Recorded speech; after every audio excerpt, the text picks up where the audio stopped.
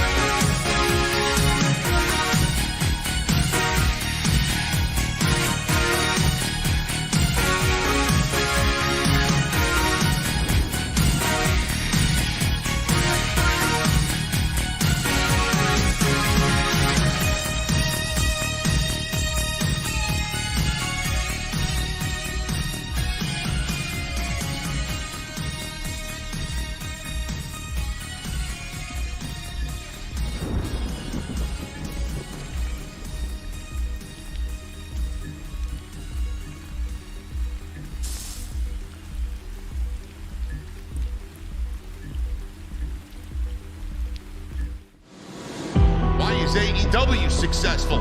Why is Tony Khan running his promotion better than Vince McMahon and Bruce Pritchard are running Monday night and Friday night? Long-term booking.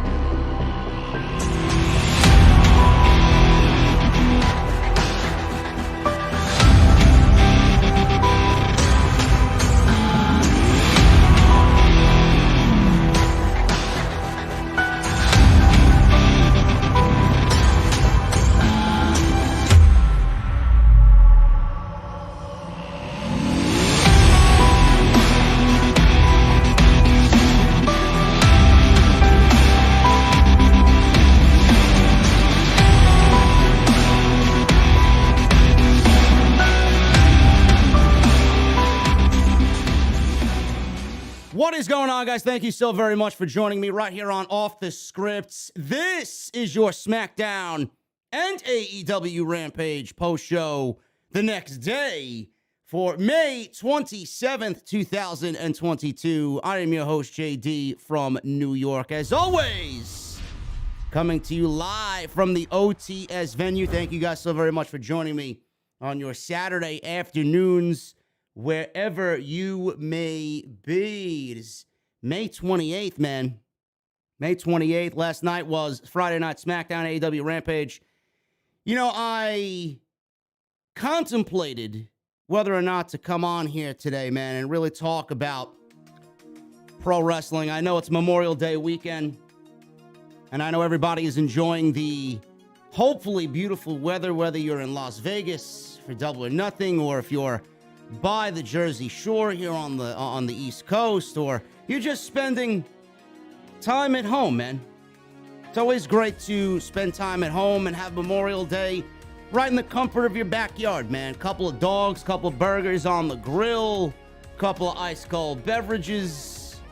Nothing wrong with that. And I know a lot of people right now are enjoying the beginning of the summer. So I really contemplated whether or not to come on here, man. But last night, House of Glory had the Holy Grail show on Fight TV, and that's why I wasn't able to go live last night. And I made, a late decision last night. I set the show up for today, somewhere around 2:30 in the morning last night, or early this morning. And I said, why not? Let's do it. Let's go live and talk about SmackDown. Don't really like being away from the live streams during the week. I know you guys look forward to them. I look forward to them. So that's why I'm here this afternoon, man, on OTS Live for SmackDown and AEW Rampage. I did catch SmackDown after the show was over last night when I got home from Hog. I did watch Rampage this morning. Obviously, Rampage was the better of the two shows, in my honest and humble opinion. SmackDown was completely boring and lifeless as usual as they went up against a pivotal Game 6 of the NBA playoffs between the Miami Heat and the Boston Celtics. Game 7 happening on Sunday, which will be a winner-go-home situation, and Tony Khan has loaded Double or Nothing up with 13 matches, which I'm sure at some point this weekend I will be ranting about because it is absolutely unnecessary to have 13 fucking matches on a wrestling pay-per-view. Any show. It doesn't matter if it's AEW, WWE, 13 matches, and what is looking like a 5-hour pay-per-view is absolutely unnecessary. I'm sure we'll talk about it at some point today. I'm sure I'll mention it sometime tomorrow on OTS Live for 432. Absolutely unnecessary, man. But Holy Grail last night, House of Glory, man. If you guys were watching on Fight TV, which I hope you were, you listened to the sweet sounds of myself and Salamonster and Dr. Hillary P. Wisdom. Great show last night. Jeff Cobb and Jonah. Jonah advances in the House of Glory World Title Tournament, man. Absolutely two big bulls going at it. They collided, and Jonah got the tsunami splash, which was the highlight of my night, man. Jason and I, along with Dr. Hillary P. Wisdom, man, the three-man booth, we did the tsunami call in unison. It was the highlight of my night. Couldn't wait to see it, man. Couldn't wait to see it. We got it. It was great. And it was awesome. He advances. He's actually going up against Eddie Kingston in the next match he has to get through in this tournament. So that should be great. Eddie Kingston versus Jonah. That's coming up in June for the next House of Glory show. We also had Charles Mason retain via nefarious means with a crooked ref the Crown Jewel Championship over Cashflow Cam Broadway, and what I thought was a highlight of the night. And the best match of the entire night for me was the Briscoes. Yes, the Briscoes are House of Glory Tag Team Champions. They successfully defended the titles against an upcoming team. I want you guys to start paying attention to them when you see them. Give them your attention, man. Midas Black and Jay Lyon, the main events. Gonna be something special, man. They had the match of their lives last night against the Briscoes. Easily the best match of the night. Super proud of those two guys going in there against possibly the best tag team on the planet.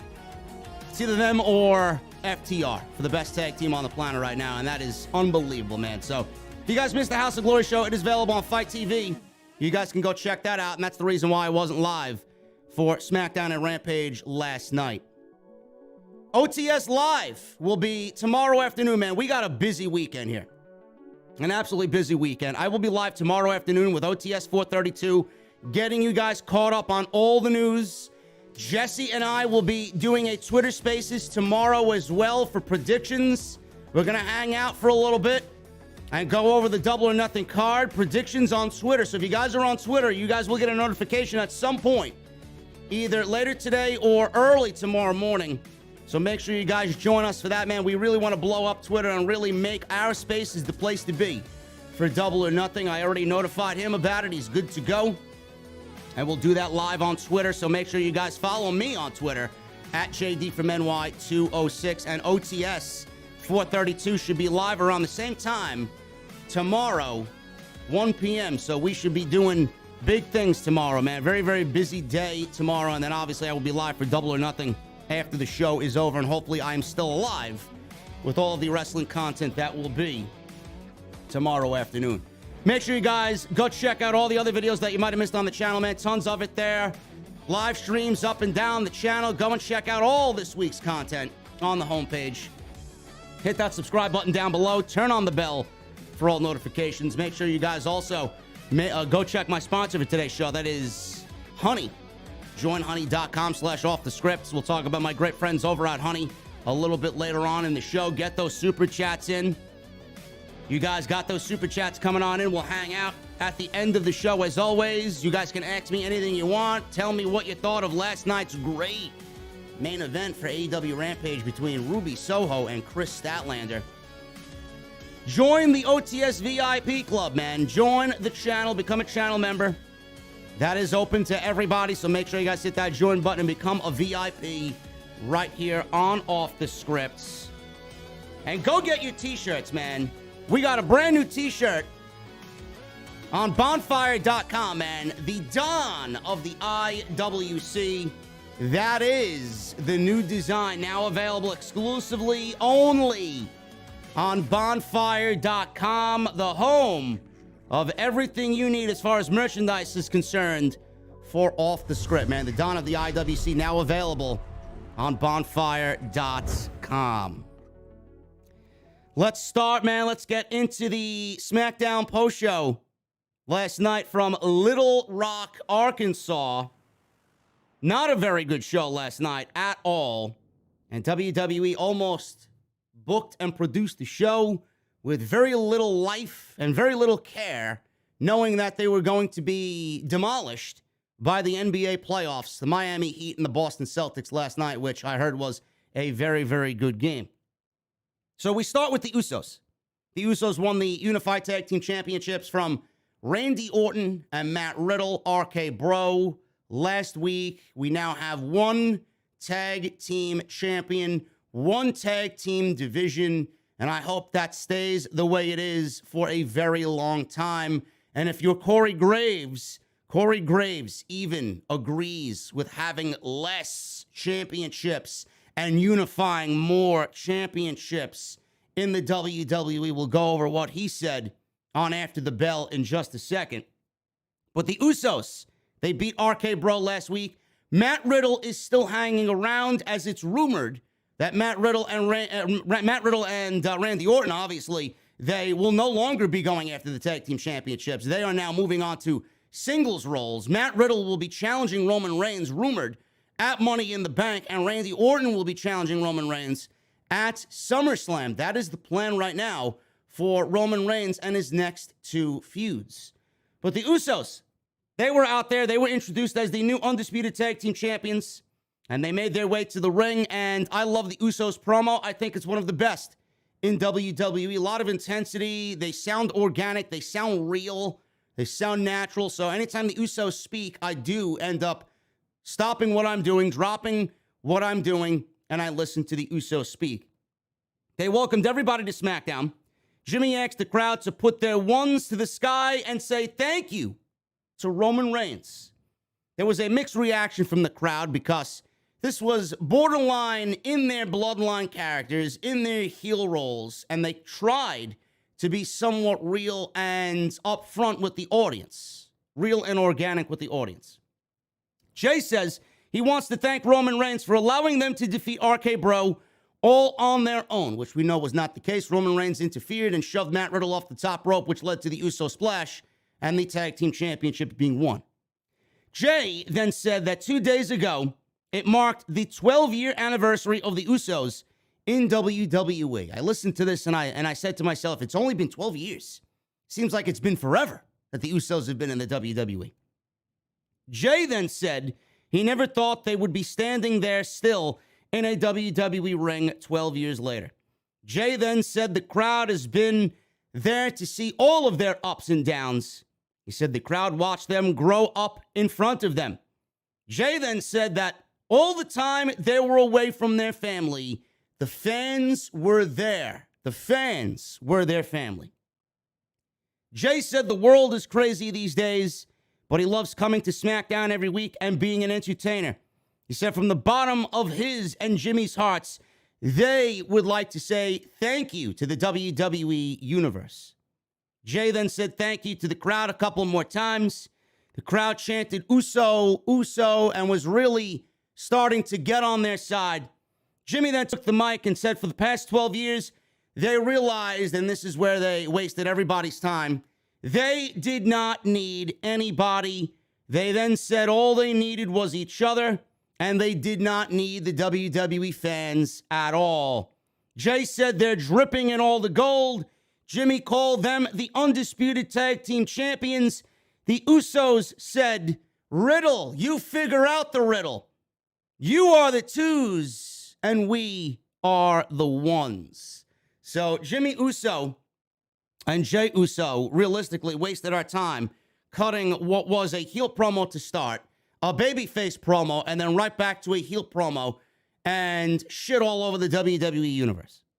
We knew they were not going to thank the fans and have any gratitude towards the fans whatsoever, but WWE felt like they needed to fill a show and kill some time, and that's what they had the Usos go out there and do.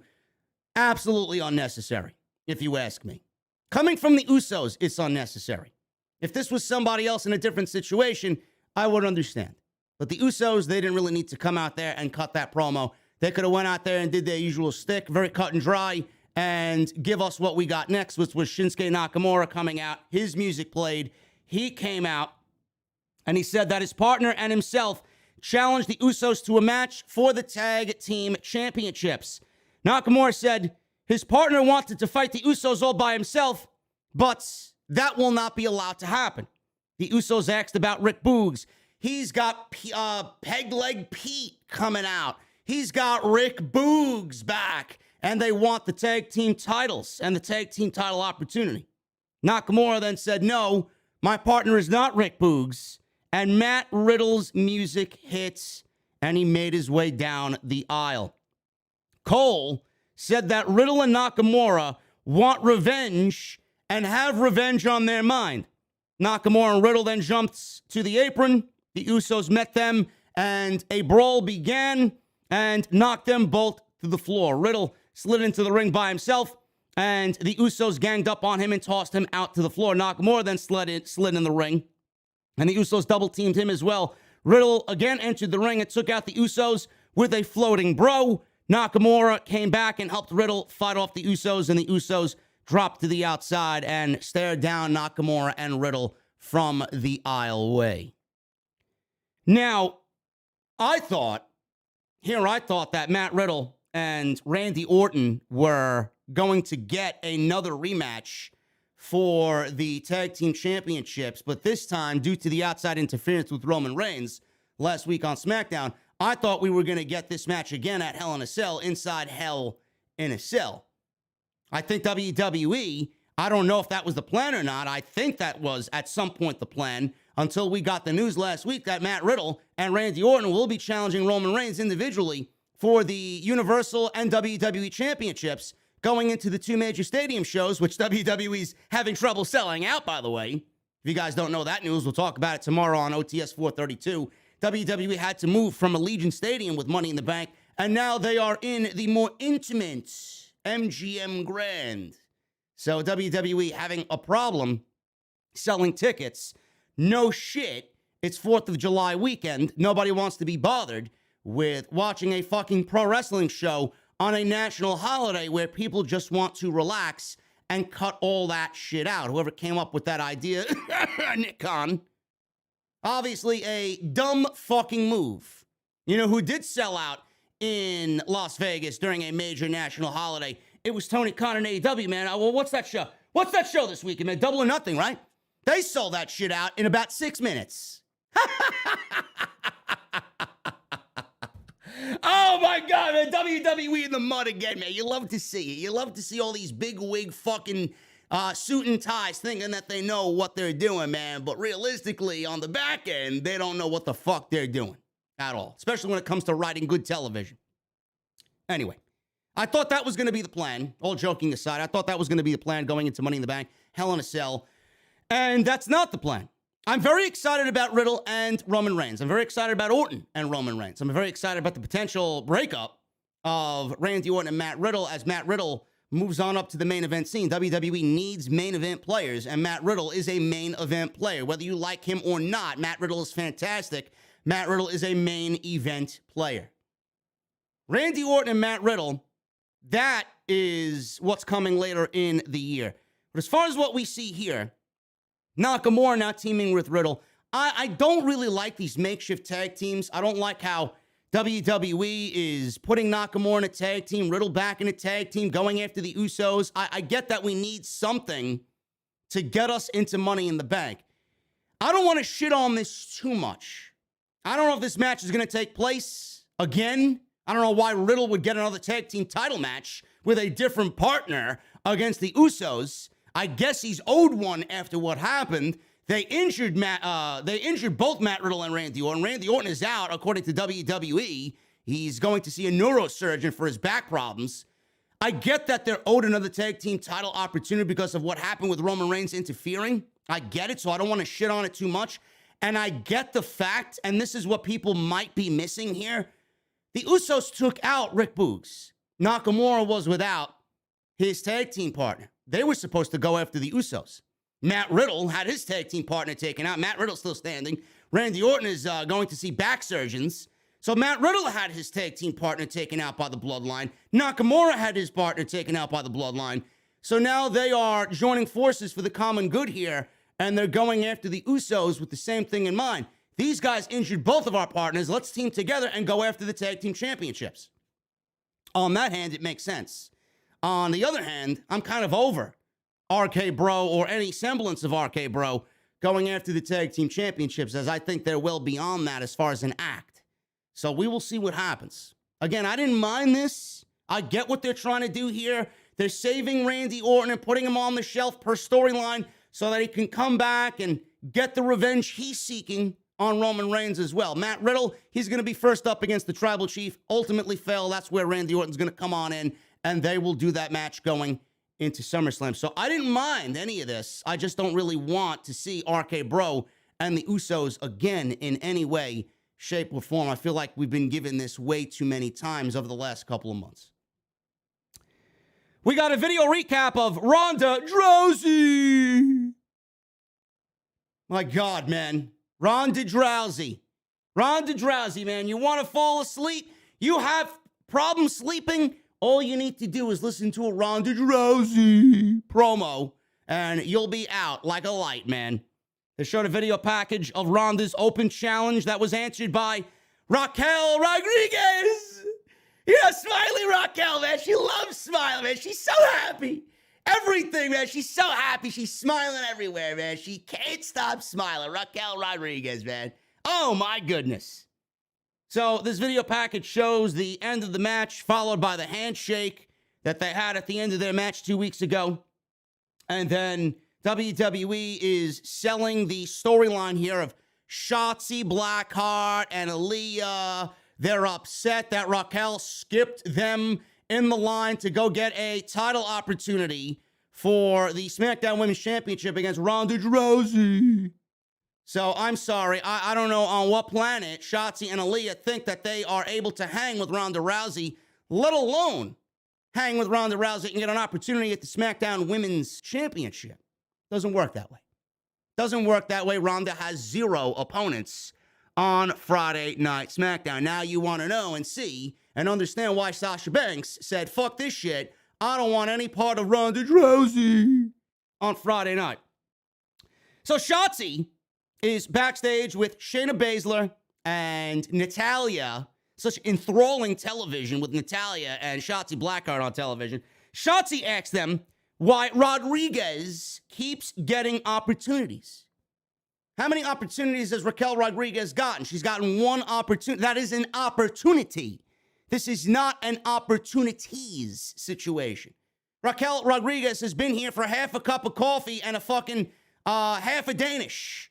She's not even enthralled and ingrained with the SmackDown Women's Championship. Yet, she should be over time when it's ready. But opportunities, she just got here. Shotzi Blackheart hasn't been given out any opportunities for one reason or another. I can't figure it out. They called her up, and then they seemingly kept her in catering away from everybody else. Maybe they thought the green hair and the tattoos would scare off all the little children on Friday night. I don't know.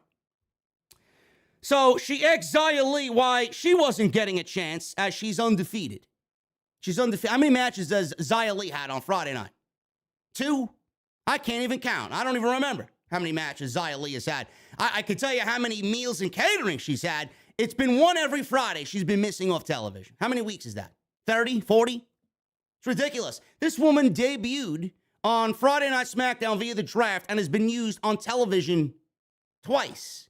Yes, that's WWE really interested in using Xia Li, man. Xia Li, who, by the way, they did all these promos for, these vignettes for, and they were well-drawn-up comic book vignettes about her being the protector. Then she comes out, and WWE ultimately drops the gimmick, and they say, or have Xia Li say, that she's the protector no longer. Nobody respected her, so now all she is doing is protecting herself. WWE seemingly wasted all of our times building up Xia Li, only to cancel and drop the babyface act. Now, they turned her heel. All these women are wastes. Xia Li walked off. Shotzi then turned to Aaliyah and said, she has a world record. What world record that is, I don't know. I mean, does anybody remember the world record? 3.16 seconds, I believe she beat Natalya Neidhart. Great. Nobody gives a shit. Aaliyah told Shotzi to shut up, and she walked off. Shotzi then turned to Natalya and Shayna Baszler. She ran down both of their qualifications and then asked them what they are going to do about the problem, that is Raquel Rodriguez. All three of the women here, they looked very serious, and they agreed with Shotzi. So the camera, we go back to the ring. We see Raquel Rodriguez smiling all over the place, waiting for Ronda Rousey to come out. And at the end of all of this, it looked like Natalya and Shayna agreed with Shotzi. They went to the ring, and they were going to do something about Raquel. Shotzi grabs her jacket and her helmet. She is about to walk out of the locker room, but Aaliyah was already outside the locker room because she left earlier in the segment, and she locked Shotzi Blackheart in the women's locker room. Because if you guys remember, if you were watching SmackDown 2 weeks ago, Shotzi locked Aaliyah out of the women's locker room, and now Aaliyah did the same thing to Shotzi. Wow, man, such creative television, man. I don't know how long it took them to come up with this fucking knuckle-headed situation. So we go to the ring, and Ronda Rousey is there, and Raquel Rodriguez comes out, smiling at everybody, right? Ronda Rousey comes out smiling. I can't wait. This is not on the level of Roman Reigns, but my God, man, I cannot wait till they turn Ronda Rousey into a heel. I hope to God that is what they're planning to do. Ronda Rousey and Becky Lynch, no doubt about it, is what their plan is for next WrestleMania. I can't wait for Ronda Rousey to turn heel and Becky to go back to a babyface, man. So they're playing their appropriate roles. That's what needs to be done. And then we can say goodbye to Ronda Rousey forever. I can't wait. I can't wait for Ronda Rousey to just go and get the fuck out of WWE, man. She is absolutely nauseating television. So we got Ronda Rousey and Raquel Rodriguez, man. Do you guys remember how WWE came out and stated that Sasha Banks and Naomi were unprofessional because WWE couldn't deliver a main event match, a six-pack challenge. Ronda Rousey and Raquel Rodriguez advertised for hours before the show. They advertised this thing on social media hours before the show went on the air. Sasha Banks and Naomi walk out 2 weeks ago on Monday Night Raw. WWE gets live on the air and claims that Sasha Banks and Naomi are unprofessional because they walked out of the building, and WWE says that they disappointed the WWE Universe because they couldn't deliver a main event match on Monday night. WWE, in typical fashion, we get Raquel Rodriguez and Ronda Rousey. Match goes about a minute, goes to a no contest because Natalya and Shayna Baszler come out and they stop the match from happening because they are also sick and tired of Raquel Rodriguez getting an opportunity against Ronda Rousey for the SmackDown Women's Championships. So I ask WWE, who exactly is unprofessional? You put on social media that this match was happening. The fans in attendance knew the match was happening. They were all looking forward to Raquel Rodriguez and Ronda Rousey at the start of the show, only for the match to go a minute and then get turned into a tag team match that nobody, and I stress nobody, gives a shit about. Typical WWE, man. So I ask, who exactly is unprofessional? Is Sasha and Naomi unprofessional? Or is WWE unprofessional? I think they're two peas in a pod then, right? Give me a break.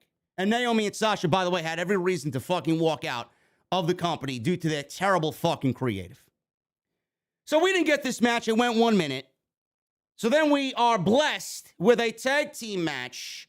It is Raquel Rodriguez and Ronda Rousey versus Shayna Baszler and Natalya instead of the singles match. Now, the one-on-one match didn't make any sense to begin with. I don't even know why it was advertised. Why would WWE go and advertise that match happening again, even though it went 1 minute? Why would a second match between these two make any sense whatsoever? It's either Raquel wins the title on Friday night. If there was a match that was going to happen, Raquel wins the title on Friday night. I don't know why anybody would think Raquel Rodriguez is beating Ronda Rousey. Ronda Rousey's holding that championship until next WrestleMania. We're not going to talk about a Raquel Rodriguez championship title run at all until Ronda leaves the WWE. Nobody in that division is beating Ronda Rousey. The one that's going to beat Ronda Rousey is Becky Lynch because that's what they want for WrestleMania next year in Hollywood. So everything that you're seeing with Raquel Rodriguez right now is a complete waste of time. She's not winning the championship. She'll come close. WWE will make it entertaining. I hope. WWE will give you the little glimmer of hope that Raquel is going to take down the evil Ronda Rousey. It's not going to happen. Not going to happen. Raquel is going to be sitting in catering just like everybody else until they are ready to do Ronda versus Becky. So what you're watching right now, telling you right now, is a complete waste of time. Hopefully, in that time, WWE builds up Raquel Rodriguez to a point where she's still looking strong, and she is somebody that we, as a fan base, can look at, minus the fucking smiling, smiling everywhere, minus the smiling, as a credible threat in the women's division. She's got the look. She's not terrible in the ring. She's not great either. But she's got everything that you would want from somebody that should be in that women's division at a high level. So we'll see what happens with that. But we got this tag team match between Ronda Rousey and Raquel Rodriguez against Shayna Baszler and Natalya. The match started during a commercial break. We come back, and in typical WWE fashion, they turn the singles match into a tag team match during the commercial. The heels here were in control. They isolated Rodriguez on their side of the ring, worked her over. Obviously, she made the hot tag and tagged in Ronda Rousey. She ran wild on both Natalya and Shayna Baszler here. Natalya caught her in a sharpshooter.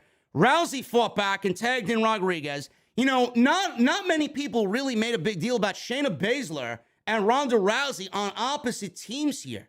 I don't even think they had any interaction in the fucking match, which I hope WWE saves for a little bit more of an important situation somewhere down the line. I think that would be a nice little pairing. I think that'd be great.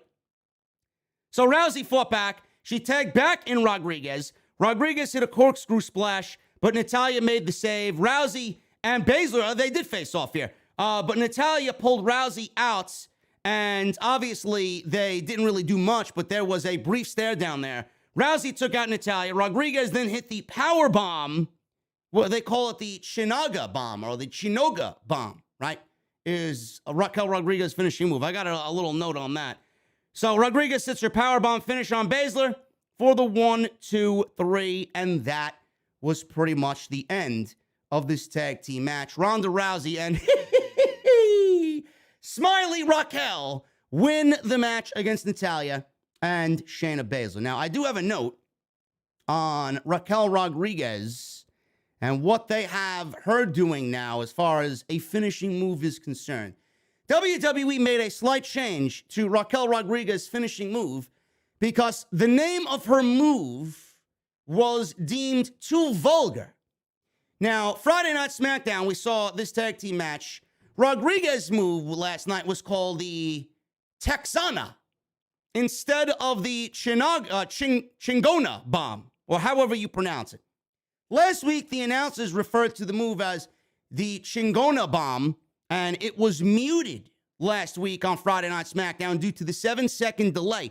Apparently, WWE found out about the meaning of the word while they were on the air because the announcers wouldn't have said it if they were informed ahead of time. So, to many people, the word Chingona means badass woman. The word also means, in other ways, the word means fuck. So WWE decided to end that and give it a new name. Instead of taking the move away from her, they decided to just have Raquel rename the move. Now, I don't really understand what the big deal is. I mean, someone like me who uses the word fuck in the everyday, daily activity, I don't find the problem with it. I don't think anybody in normal human society has a fucking problem with the word and what the meaning of the word means. Badass woman, fuck, whatever the case may be. WWE, I get why they do it because they are geared towards children. But I don't really see the big deal about changing something like that because of its meaning. I mean, if it was anything worse than badass woman or anything worse than fuck, I mean, I would understand it. But this is just another situation where WWE presents themselves as uncool. They are painfully uncool. They don't want to do anything that is outside their bubble. They don't want to do anything that is going to ruffle any feathers or even give them the slightest about being normal. WWE always has to live in their little WWE bubble, and they can't really allow any real life or any normalcy into their bubble, man. God forbid the fucking company does something or comes off in a way where they're actually acting natural and things look real and feel real and sound real. I would understand it a little bit better. But me, where I am right now, I don't really get it. It's just a fucking word. It's not in any way, shape, or form racist, or it's not derogatory to a point where it should never be a thing. But if that is what they're concerned about, I think they have their list of priorities completely ass backwards. That's just me. So we got Raquel Rodriguez and Ronda Rousey. I don't know what I don't even know if Ronda Rousey is promoted or advertised for the Money in the Bank pay-per-view. It looks like we may be getting, because there is nobody else. There is nobody else. Since Sasha walked out, Ronda Rousey has 0 opponents on Friday night. Aaliyah is not challenging Ronda Rousey. That's not a pay-per-view match. Shotzi Blackheart is almost as good as gone from this company. So is Aaliyah. So they are not challenging Ronda Rousey. That is not a pay-per-view match. Natalya, we've seen it. Shayna Baszler, maybe. I don't know. WWE has that potentially to look forward to. If they want to build up a storyline there, it's pretty much already written. So I don't know if they're going to do that or not, but we will see. Charlotte Flair just got married yesterday. Seen pictures all over social media. Congratulations to Charlotte and Andrade. WWE may be in a situation where they are forced to go back to Ronda and Charlotte because they have nobody else. Bayley is on the DL. She's due to come back anytime. I've been saying that is going to be the match. that WWE is going to promote this summer. I would like to see it, but I don't really think, like I said before, Ronda Rousey is losing that championship before we get to Becky Lynch. Does Ronda and Becky need the championship? No, it doesn't. But in WWE's eyes, they'd love to have Becky beat Ronda for the Monday Night Raw or SmackDown Women's Championships, whatever the case may be. So I do think that the title will be on the line there, unless WWE wants to give it to somebody like Bayley and put it back on somebody who is going to be there for a more full-time basis. I would actually like that. I think that would probably benefit the roster because Bayley is more apt to go one-on-one with everybody else that I just mentioned instead of Ronda. Ronda is up here just because of who she is and the legitimacy that she brings to the table. And that doesn't necessarily match up with everybody else on the roster. It's going to look fucking ass backwards when you put Ronda Rousey in there with somebody like Shotzi Blackheart. It's not going to matter, and it's not going to really mean much to anybody. The legitimacy factor is not there. So Bayley winning the championship, I'd love to see it. I think that would be great. WWE has nobody. They're going to struggle mightily to find opponents for Ronda Rousey going on through the rest of 2022. I honestly think it's impossible. I deem it impossible. It's an impossible fucking climb for WWE to really overcome what they've done and what they've done to the women's division. We'll see what happens. We got more nothing happening on this show. We got the Los Lotharios. We got the Lethal Lovers here. They are in a match with Jinder Mahal and Shanky. Why? I don't know. I don't really understand how this, of all things, made the show. So, they make their entrance, does Los Lotharios, and they did their kiss cam. Shockingly, they found a woman front row, and they kissed her on the cheeks. They entered the ring. Kiss cam is very cringe. I'm not a big fan of the kiss cam. I think it's cringe. The way WWE, first of all, their music is terrible. And when WWE's got that big a heart graphic around the screen indicating the kiss cam is coming, it just looks, it looks terrible. It really just feels cringe. It does. So they do their kiss cam, and Jinder Mahal and Shanky are their opponents. Jinder Mahal's music hits in the arena, and nobody comes out. Nobody comes out at all. So they show the camera in the back. Mahal is in the back looking for Shanky. He stumbled upon Shanky in one of the locker rooms. He's dancing to Jinder Mahal's entrance music. Why? I don't know. I don't know what they're doing with Shanky. I don't know why they have him secluded away in the locker room. And no, he doesn't have any good moves. He looks like a fucking Nimrod. He looks like a geek dancing in the locker room when he's getting ready for a match, or he should be getting ready for a match with Jinder Mahal, dancing in the locker room. So back in the arena, Los Lotharios is outside dancing with Samantha Irvin, the SmackDown ring announcer. She didn't look all that impressed at all, and neither would Ricochet. Mahal's music hit again. He and Shanky come out. They make their entrance. Shanky danced down the ramp, and the announcers called him, or the announcer, Samantha Irvin, called him the sky-scraping Shanky. Now, I don't know what they're doing. I don't know if they're giving him a new gimmick. I don't know if they're breaking him away from Jinder Mahal. But whatever the fuck the case is, it's got to go. This is what SmackDown is, and this is what SmackDown has devolved into. And this is what Fox Sports, this is what they're paying for. They're paying for fucking Shanky dancing. This is what they're doing. This is where their billions are going. Shanky dancing on SmackDown. The Lethal Lovers dancing on SmackDown. It's broken down into an absolute fucking cringe fest on Friday night. And then you want to know why no one's watching this show when you have fucking segments and matches like this. WWE, like I said in the thumbnail, it's almost as if they knew they were going to get demolished by the NBA playoffs. It's unbelievable. It's unbelievable. What happened in this match? I don't know why anybody would fucking care. Neither of these two teams are doing anything for the Tag Team Championships. So at the end of the day, this was nothing more than a waste of 5 minutes.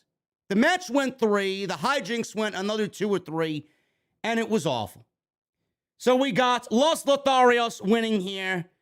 Garza ripped his pants off, started dancing for the ring announcer. Shanky took him out. Carrillo took out Mahal with a big flying kick, and that was enough to get the victory for Los Lotharios. Mahal yelled at Shanky at ringside after the match was over for dancing and not really being focused on the match. Shanky then waved him off. Goodbye, go away. He then went over to dance with Samantha Irving some more as the match and the segment came to a close. What was this? Why is there dancing all of a sudden? Why all of a sudden are we seeing Shanky dance and Los Lotharios dancing with what's going on? The one thing that I thought about here, and the one thing that I think WWE may be planning, I could be wrong, but LA Knight, who's now Max Dupree on SmackDown with Maximum Male Models, is his new agent. We could be looking at Shanky with the unorthodox and bizarre turn of Shanky all of a sudden becoming this big monster for Jinder Mahal, only to be turned into a dancing fucking clown. The only thing I could really pinpoint this to is that Shanky may be in consideration for LA Knight, Max Dupree, and the Maximum Male Models. I don't think that's a good fit for LA Knight, but I don't know anything else. I can't really put my finger on why he would just all of a sudden turn into a dancing clown on Friday night. This was ridiculous. I don't know who booked it. I don't know why Angel Garza and Humberto Carrillo, if they put some seriousness behind Garza and Carrillo and gave them a real fucking vibe to them instead of being fucking geeks out there, if they gave them any effort at all to be a solid tag team, I guarantee you Garza and Carrillo would be a top-tier tag team in the WWE. But they don't give a shit. They don't give it. They are way too good to be riddled with this fucking terrible booking. That's just my opinion on those two. If WWE took these two guys, and they're going to need tag teams, and made them just a little bit serious, they'd be fucking great. But instead, they're dancing, and everybody looks like a fucking geek in this entire segment. So, we got Xavier Woods in the New Day. Kofi Kingston, Xavier Woods in the New Day. Apparently, they got a mystery tag team partner who I knew when they announced this shit going into tonight's show, I knew it was going to be Drew McIntyre. That's who it was. They got Drew McIntyre to come over from, or actually, no, he is on SmackDown. There were Monday Night Raw superstars on this show. I'll talk about that in a second during the Sami Zayn and Kevin Owens segment, that KO show. Drew McIntyre was the chosen opponent. You didn't see that till the main event for Sheamus, Butch, and Ridge Holland. He was their tag team partner with the New Day against the Brawling Brutes in the main event.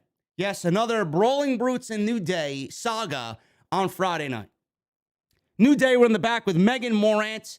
She asked who their partner would be. Kofi Kingston said that Netflix doesn't give away the ending to Stranger Things.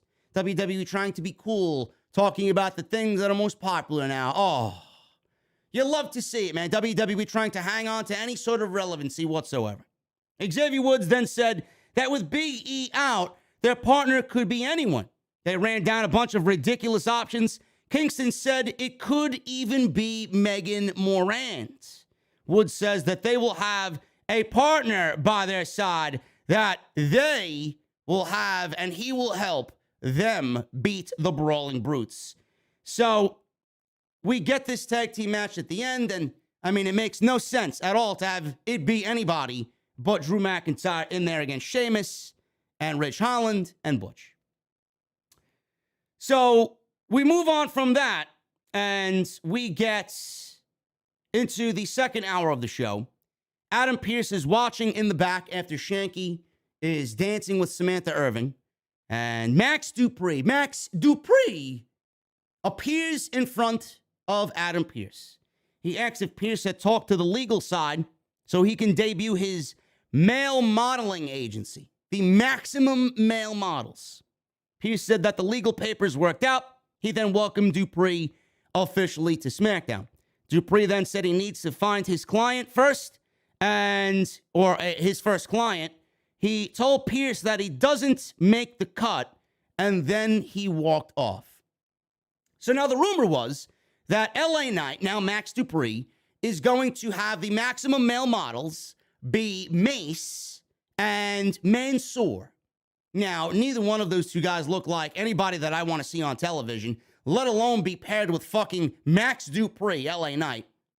WWE's not going to put Mace and Mansoor in the maximum male models. What that will do, and I mean this wholeheartedly, Mansoor is very good.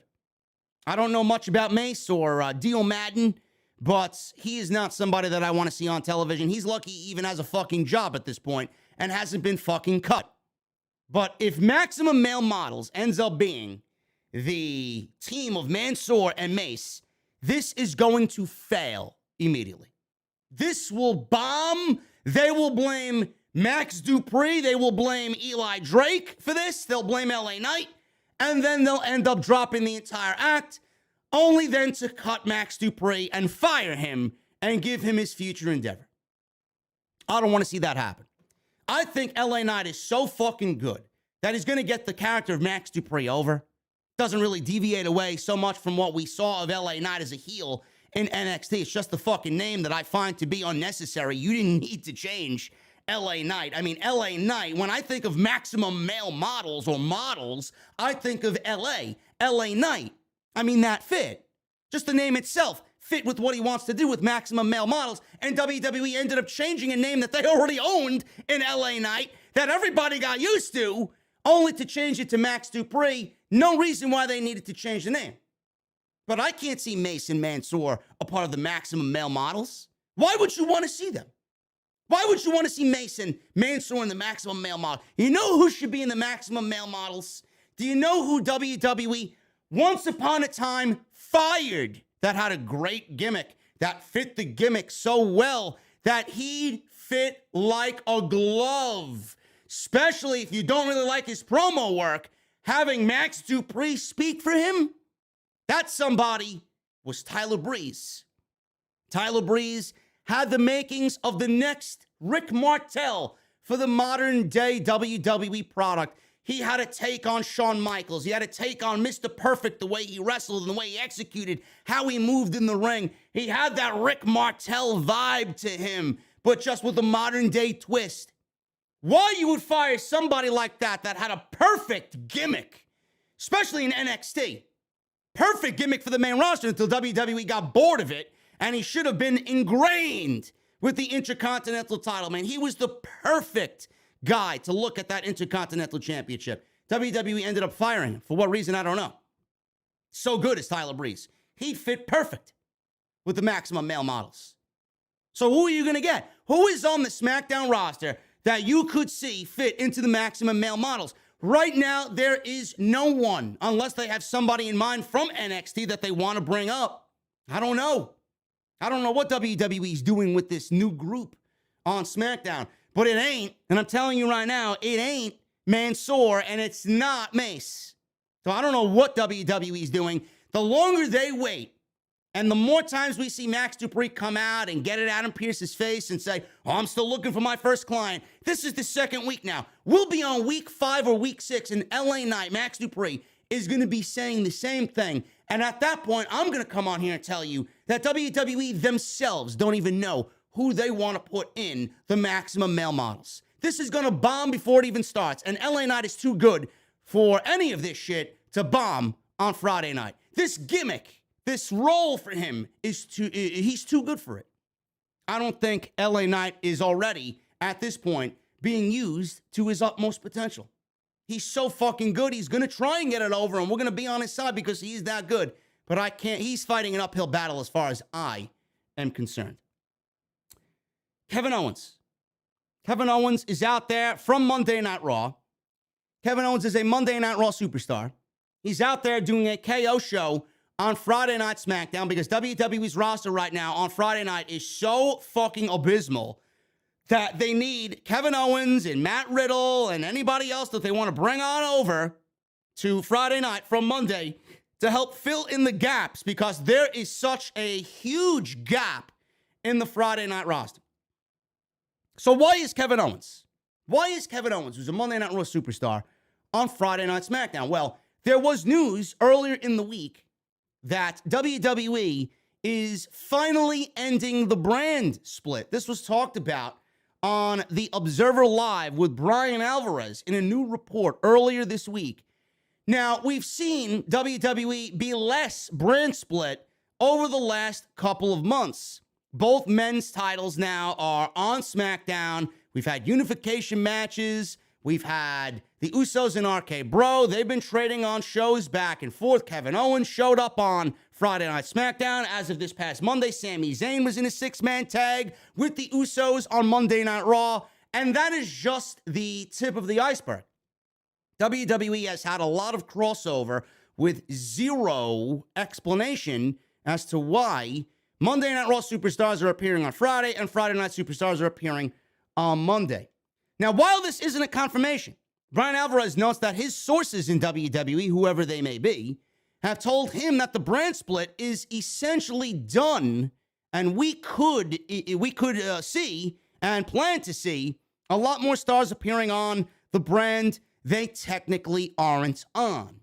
Then Andrew Zarian, on his show, on Matt Men Podcast, claimed that one of his sources reached out to him and said that WWE has no plan on ending the brand split and that WWE is just doing what they want at this point. They don't want to come out and actively say that the brand split is over, but WWE is operating under whatever they have to do to make the shows better. And if Monday Night Raw stars want to show up on Friday, if they want to put anybody from Raw on Friday night or anybody on Friday on Monday, WWE is going to do that.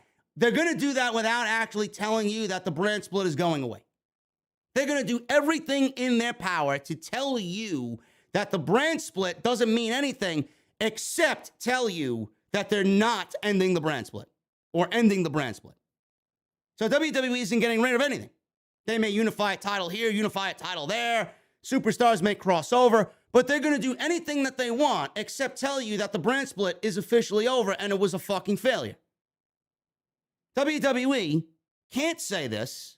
They can't actively say this because it's not what Fox and NBC Universal want. And I said this on one of the shows I did earlier in the week. Fox wants brand exclusivity.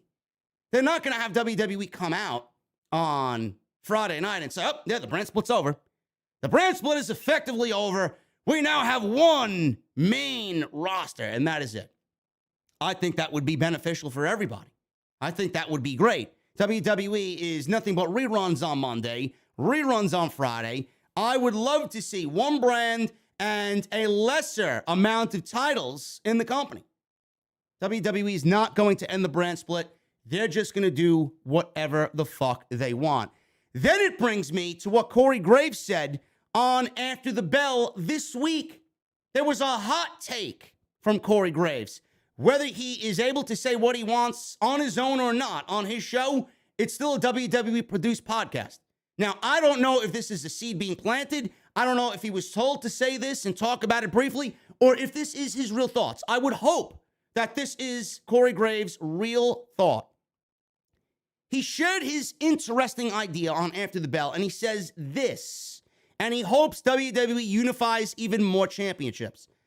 I quote from Corey Graves, I want to talk about what's on everyone's mind right now this week, that being all of the gold in the WWE pretty much belonging to the Bloodline. All of the gold meaning Universal title, WWE title, and now the Raw and SmackDown Tag Team Championships. Vic Joseph is his colleague on this show. He says, Vic, I am just going to come right out and say it. I think it is time. I think it is beyond time. I think we take that final step. I think we need to unify the United States Championship and the Intercontinental Championships as well.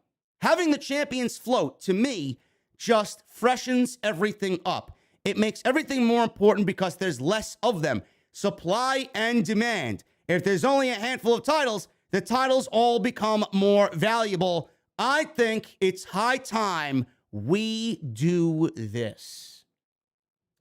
Now, I don't know about unifying the United States Championship and the Intercontinental Championship. I say one world title, one tag team title, one women's title. Get rid of the women's tag team titles. If you want to unify the women's tag team titles, have NXT's women's tag team titles and the main roster tag team titles merge them together. If you want to somehow, which is beyond me, why you would want to keep the tag team titles, unify those titles too. Unify those titles and have the main roster titles go from Raw to SmackDown to NXT on Tuesday night. WWE is not shied away from using main roster talent on Tuesday night. So why would anybody think that WWE shouldn't unify the tag team championships when they have done most of this year main roster talent in some way, shape, or form showing up on Tuesday's NXT show? We only need one championship per division. There's no need for two women's championships. There's no need for two women's tag team championships. There's no need for any women's tag team championships, if I'm being honest with you. There's no need for two world championships. The only championships that should exist, if you really want a exclusivity aspect to it, is the Intercontinental Championship and the United States title. I do think that they'd run operationally a little bit better. One WWE title, retire the Universal Championship. Roman Reigns should already be in the process of retiring the Universal Championship because he's the greatest Universal Championship of all time, or the greatest Universal Champion of all time. Universal Championship, retired. WWE title, Tag Team title, Intercontinental title, like it was back in the old days. Those are the only three titles you had in WWF back in the old day. Then you have a women's title, right? 4 titles. You have the United States title, 5. That's all you realistically need. That is all you realistically need. Nobody gives a shit about women's tag team wrestling. Why they are even in existence is beyond me. 5 championships spread across 5 hours of television on Monday and Friday.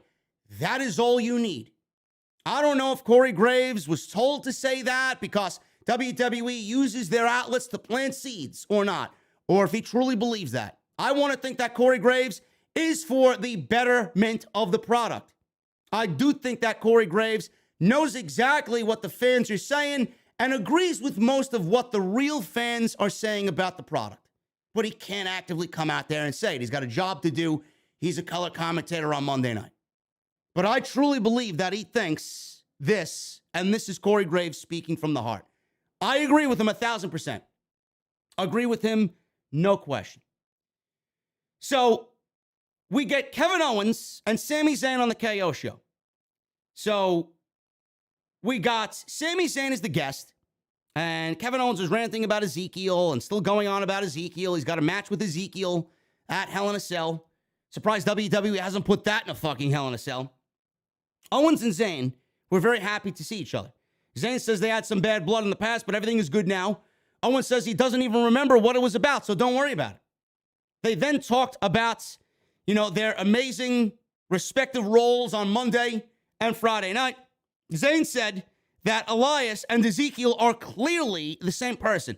Owens then hugged Zayn because of that and what he said. He said he was very happy that somebody believed him. Owens then asked Zayn to come to Raw with Owens and help him call out the entire locker room, starting with Elias.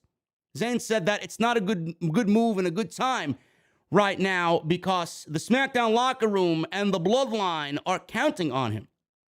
Zayn then told Owens, it's not a good time, oos. And then Owens is sitting there and looking at Sami Zayn, and he said, did you just call me oos? What the fuck? Sami Zayn now using oos to talk to people, man. It's hilarious. He then told Zayn that he's not in the bloodline. So Kevin Owens is being upfront with him. You're not in the bloodline, Sami. He said, wearing the shirt and praising the bloodline makes Zayn sound like a moron. Zayn then said he was being nice before. He said that Elias and Ezekiel are clearly different people. So he did not like what Owens says, and then he took back what he said about Elias and Ezekiel being the same person. Owens then got upset and said they are, in fact, the same person, and Zayn is not in the bloodline. Owens and Zayn then traded, they were going back and forth, saying liar, calling each other a liar and a moron. No, you're a liar. No, you're a moron. You're a liar. You're a moron. Owens said that the bloodline left Zayn high and dry on Raw. Owens said if he calls out the bloodline now, they'll make an appearance for Zayn. Owens called out the bloodline not once, but twice, and no one came to Sami Zayn's defense. Owens then told Zayn that the bloodline couldn't care less about Sami Zayn. Zayn then told Owens he doesn't know what he's talking about, and he exited the ring. Owens followed and asked Zayn to forget about it and come to Raw with him. Owens tried to turn Zayn around, but Zayn pushed Owens off and walked off. Owens went back into the ring, and he hit one of the guys trying to take down the Kevin Owens set with a stunner. He then stunned another one of the ring crew members, and Owens exited the ring, and walked up the ramp. I don't know what this segment means. I don't know what this segment means. Are we getting what I hope happens? Because right now both guys are, and I don't really advocate for this ever. I hated it in the past because I do think that they're great individually, are Kevin Owens and Sami Zayn. I don't know what WWE's plan is here, but clearly both guys are in the middle of nothing. Kevin Owens is going nowhere on Monday Night Raw. This Elias, Ezekiel shit it was funny for the first 2 weeks, and now it's just painfully unfunny and unentertaining. I don't give a shit about it at all. I found it to be funny for the first couple weeks. Owens did his best to make it humorous and make it entertaining. And it's a storyline where I don't even think WWE has an ending in sight. I don't think they have an ending in mind for it. Sami Zayn, he looks like a geek trying to get on the good side of the bloodline when clearly he doesn't fit into the bloodline. He has no business talking to the bloodline, being mingled in with the bloodline, showing up with the bloodline on TV. He is a fucking sore thumb. He is the fat chick in a group of fucking beautiful blondes. You ever go walking down the fucking street or a boardwalk and you see a fucking bridal party or a fucking bachelorette party? You see, oh, she's not bad looking. She's all right. She's okay. And then you see the one overly fat slob there, always in frame with the fucking bridal party, man. She sticks out like a sore thumb. Fucking Sami Zayn is the fat slob in the bachelorette party. That's who he is right now. That's who he is in accordance to the bloodline. Nobody wants to see that. Nobody wants to see Sami Zayn in that role. Now, like I said, I don't advocate for Sami Zayn and Kevin Owens to be a tag team, but I think it's about time. And now that we have one tag team division for now and one set of tag team championships, the Usos are clearly going to be in need of challengers. And right now, there is none. There is none. The Viking Raiders are as good as gone. Los Lotharios are geeks. There is no tag teams right now. Street Profit. I don't give a shit about the Street Profits and the Usos. I don't. We've seen it way too many times before, and I don't care. Alpha Academy, they're not challenging for the tag team title. WWE, even though they merged the tag team championships, they still have no division. Zero division. So what we're looking at right now is a potential of Kevin Owens trying to convince Sami Zayn that the bloodline is not with him, not for him, pulls him back to reality, and Sami Zayn realizes this, teams with Kevin Owens, and we get the Usos versus Sami Zayn and Kevin Owens going into one of the major stadium shows for the tag team championships. I'm on board with that because right now WWE is in dire need of tag teams, and Kevin Owens and Sami Zayn are doing jack shit right now on Friday night and Monday night. I think that works. So if that is the plan, I'm all for that. Ricochet, he holds another useless championship in WWE. The Intercontinental Championship is worthless at this moment in time. He made his entrance. He's teaming with Drew Gulak tonight against Gunther and Ludwig Kaiser, Marcel Bartel, if you guys haven't watched SmackDown in the last couple of weeks. This is Marcel Bartel. WWE actually changed Ludwig Kaiser's name 2 different times on WWE's official website, going back and forth with how they spell his name. And how do I know this? Because I saw it tweeted out on social media. So we got Ricochet teaming with Gulak. Gulak's got a problem with Gunther, and Gunther's got a problem with Gulak.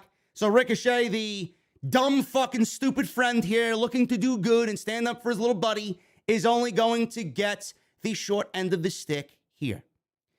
Very tag team heavy SmackDown up until this point. We even got a tag team 6-man main event later on in the show. Ricochet and Drew Gulak against Gunther and Ludwig Kaiser. Now, I think, and I didn't like it before. I wasn't with it before. I just didn't see the need to break up Imperium. I did not see the need to break up Imperium. You call Marcel Bartel and Fabian Eichner up and Gunther up at the same time, and you bring that group to Friday Night SmackDown. They were fucking incredible, were Imperium. I prefer Gunther's old theme music. I do. I think his old theme music was fucking brilliant. His entrance, everything that Triple H did for his entrance was fucking brilliant. It was the best entrance in all of WWE. It's not what it used to be, but I'm really getting on board with Ludwig Kaiser, Marcel Bartel, acting almost as Aiden English did for Rusev with Rusev Day. He came out and he sang Rusev to the ring. That was an oddball pairing when we first thought about it and seen it. We're like, what the fuck is this? And then all of a sudden it became one of the best things on WWE television. I'm not saying that Ludwig Kaiser and Gunther are going to become the best thing on WWE television or even close to being one of the best things on WWE television, but I'm starting to really appreciate and get on board with Ludwig Kaiser and the way he introduces Gunther. There's an epicness to it. It feels important. As long as WWE continues to give him that moment and give him that introduction, I do want to see him in the ring because Marcel is a great professional wrestler. But as long as they continue to give him that time to introduce Gunther, I think it's going to get over slowly but surely. And I do think it's going to make for a great entrance for Gunther as the time goes on. So what we got here is a tag team match that went about 7 minutes. It wasn't bad at all.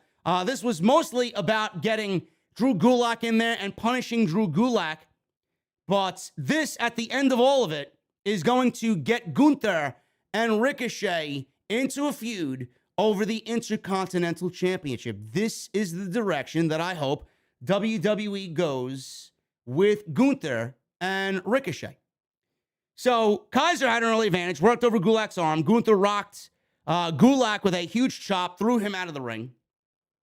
We go to commercial break. Kaiser is in control, wearing down Drew Gulak. Gulak fought back. Ricochet eventually gets the hot tag. Ricochet ran wild, hit a springboard crossbody on Kaiser. Kaiser rolled up Ricochet for a near fall. Gunther causes a distraction. Ricochet took it to Kaiser with a knee to the face. Kaiser threw Ricochet out of the ring after Gulag, like I'm playing fucking Warzone. Gulak got the hot tag. Kaiser then rocked Gulak with a stiff kick for the 1, 2, 3. So we did not get a showdown or anything with Gunther or Ricochet. I'm keeping a very close eye on this. Gunther and Ricochet have not been in the ring together here. They haven't thrown punches. There wasn't any offense. Gunther was mostly on the outside for this match. It was all Kaiser. I'm glad Kaiser got his spotlight tonight. It was the right outcome with the right guy getting the pin. We all know Gunther can beat Gulak any day of the fucking week, twice on Sunday. But what I'm looking forward to is Gunther and Ricochet for the Intercontinental Championship.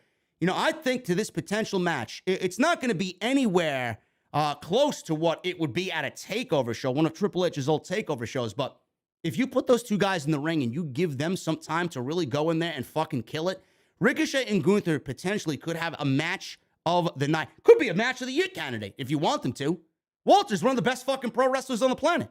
And Ricochet is incredible. You let those two guys go and they have an absolute fucking barn burner of a match. So I don't know why WWE wouldn't even think about doing that.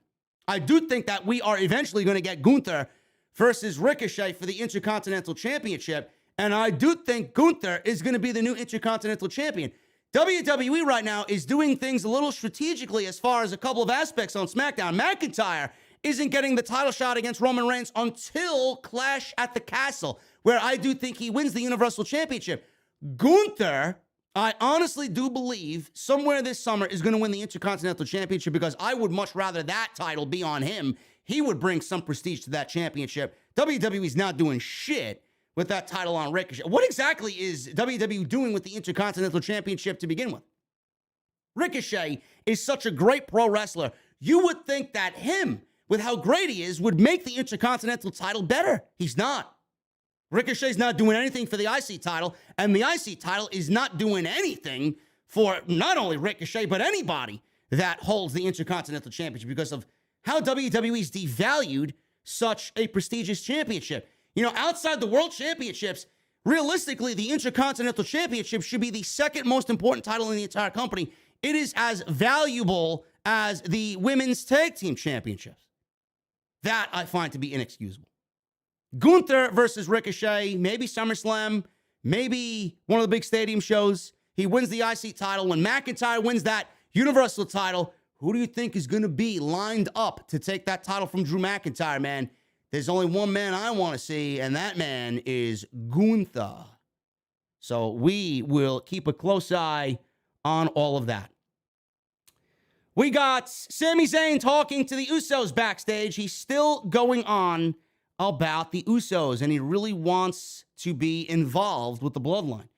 Zayn was in the back with Jimmy and Jey Uso. He asked the Usos what they thought of him. He asked what he is to them. Zayn asked to join the bloodline. Zayn asked if he could be an honorary member. Jimmy said, sure, you could be an honorary Us. Zayn said if they need anything, he has their backs, and if he needs something, they have him. Jimmy and Jey smiled as if it was, yeah, right. Yeah, you can have us, but we don't give a shit about you. Like I said, I think WWE may be planting the early seeds for Kevin Owens and Sami Zayn to get involved with the Tag Team Championships and go after the Usos for the Unified Tag Team Championships.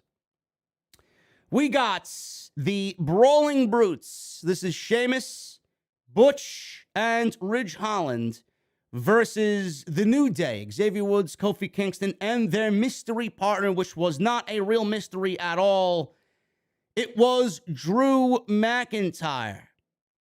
You know, the reason why these matches continue to be a thing is because the fucking dumb idiots in Little Rock, Arkansas, they don't know any better, man. They're just pleased to be getting professional wrestling on a Friday night, man. It's much better than going to the fucking farm and milking the cows and watching the chickens fucking lay their eggs, man. They got no fucking entertainment in Little Rock, Arkansas, man. So no matter what, this was going to entertain them to the highest degree. This match, of course, was going to be their fucking entertainment for the last couple of months. This is what they fucking live for, man. WWE rolling on into town, man, instead of having the fucking tractor convention somewhere.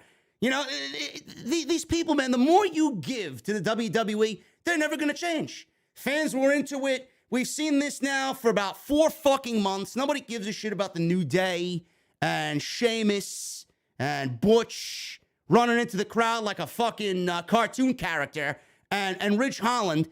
How many times? How many times must we be subjected to see the same shit? Drew McIntyre or not, it's the same shit. Stop, for the love of God, no more. Now, was the match entertaining? Sure it was. When you got guys like Sheamus and Butch and McIntyre in the match and how good Xavier can be, of course it's going to be good. Of course it's going to be entertaining. This is a suitable SmackDown main event. But we've seen this over and over and over and over again. So, Butch, he's in there, you know, doing his little Scrappy-Doo impression there. Let me at him, Scoob, you know. Butch, you know, it looks like Butch. And believe me, I miss Pete Dunne. He acts like a fucking comedy character out there. But genuinely, from what I look at, it looks like Pete Dunne is having a good time out there. And that's all I hope. I wish WWE appreciated him a little bit more and what he brings to the table, but this is, I guess, what they want out of him, and he's owning up to it, man. They wanted him to play a certain character. He's doing it, and he's killing it. I hate the fucking name.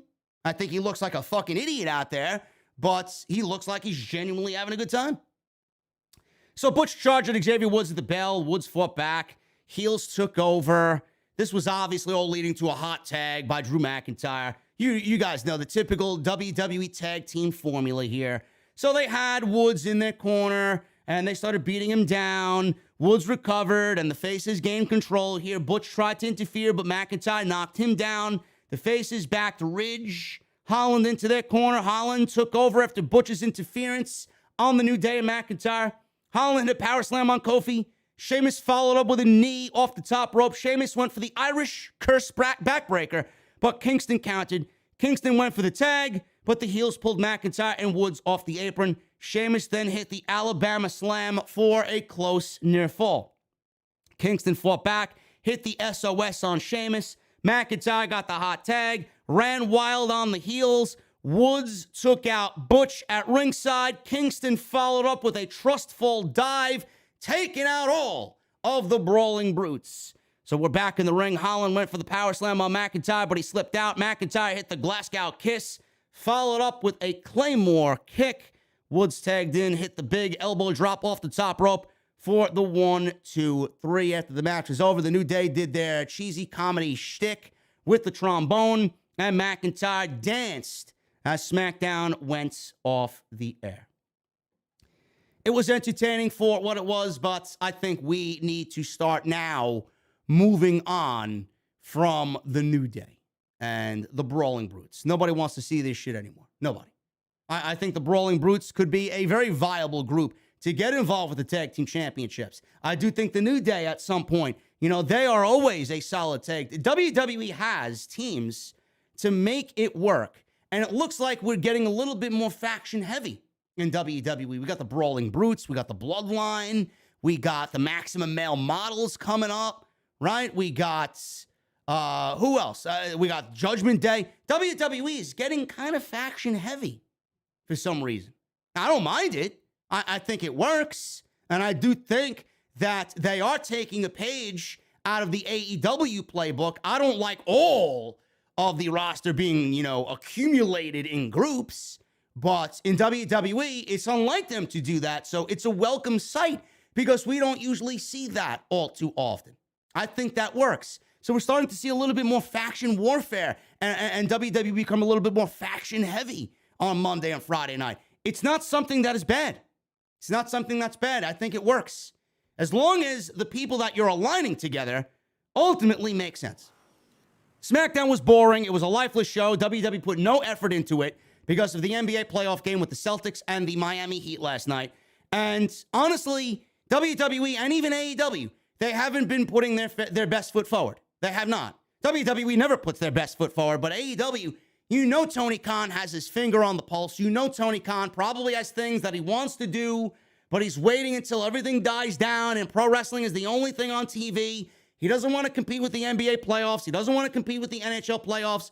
He's probably waiting on something big, a.k.a. blood and guts. He's waiting on blood and guts until the NBA playoffs and all these playoff games are over and done with, so everybody can focus on AEW and not have their attention in 4 different other places. WWE, when they are actively competing with something as big as the NBA playoffs, they don't do anything. They don't put on a good show at all. They don't put on a good show in a normal week. But when they are actively competing against something, it just comes off more so, and it's blatant right in your face that they put zero effort into anything on the show. You saw that tonight. It was nothing more than a tag team heavy SmackDown. And that's what we got. Nothing more than a lifeless tag team heavy SmackDown on Friday night. Guys, we got 1,400 in the venue tonight. I appreciate you all joining me on this happy hour Saturday afternoon right here on YouTube. Make sure you guys hit that thumbs up. Hit that subscribe button down below. We got 1,400 plus in the venue, man. I only see 678 likes.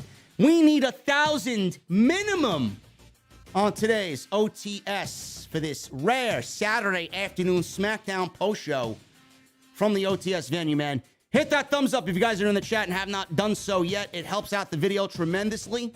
Also, get those super chats in. I see you guys getting those super chats in. We'll hang out with our cold beverages at the end of the show. And we got 3 new members tonight, man. Dirty Hamster 95.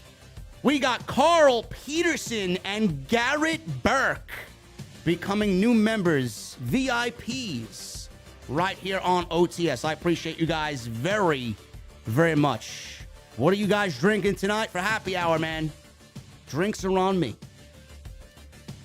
Make sure you guys follow me on social media as well. Jesse and I will be on Twitter Live, Twitter Spaces, tomorrow afternoon with a double or nothing preview and predictions. So make sure you guys follow me on Twitter at JDfromNY206. Hit that subscribe button down below. Turn on the bell for all notifications. And today's show is sponsored by my great friends over at Honey. Join honey.com/offthescripts. I know you guys love saving some money when you're shopping online, man. Don't know why you guys don't have Honey. Coupon codes are a thing of the past, and Honey is a free online shopping tool that scours the internet for promo codes and applies the best one it finds to your cart. Honey supports over 30,000 stores online, sites that range from tech, gaming products, fashion brands, and even food delivery. Now, imagine you guys are shopping. Father's Day is coming up, man. I know you guys got to go and get something great for your father for Father's Day and show your father some appreciation and how much you love him. So imagine you're shopping for Father's Day and you're on one of your favorite sites. When you go to checkout, the Honey button drops down from your browser, and all you do is click Apply Coupons. You wait a few seconds. Honey searches for coupons that it finds for that site, and it's going to save you money, man. You're going to watch the prices drop when Honey finds a working coupon. Now, I shop online for all of my cat stuff.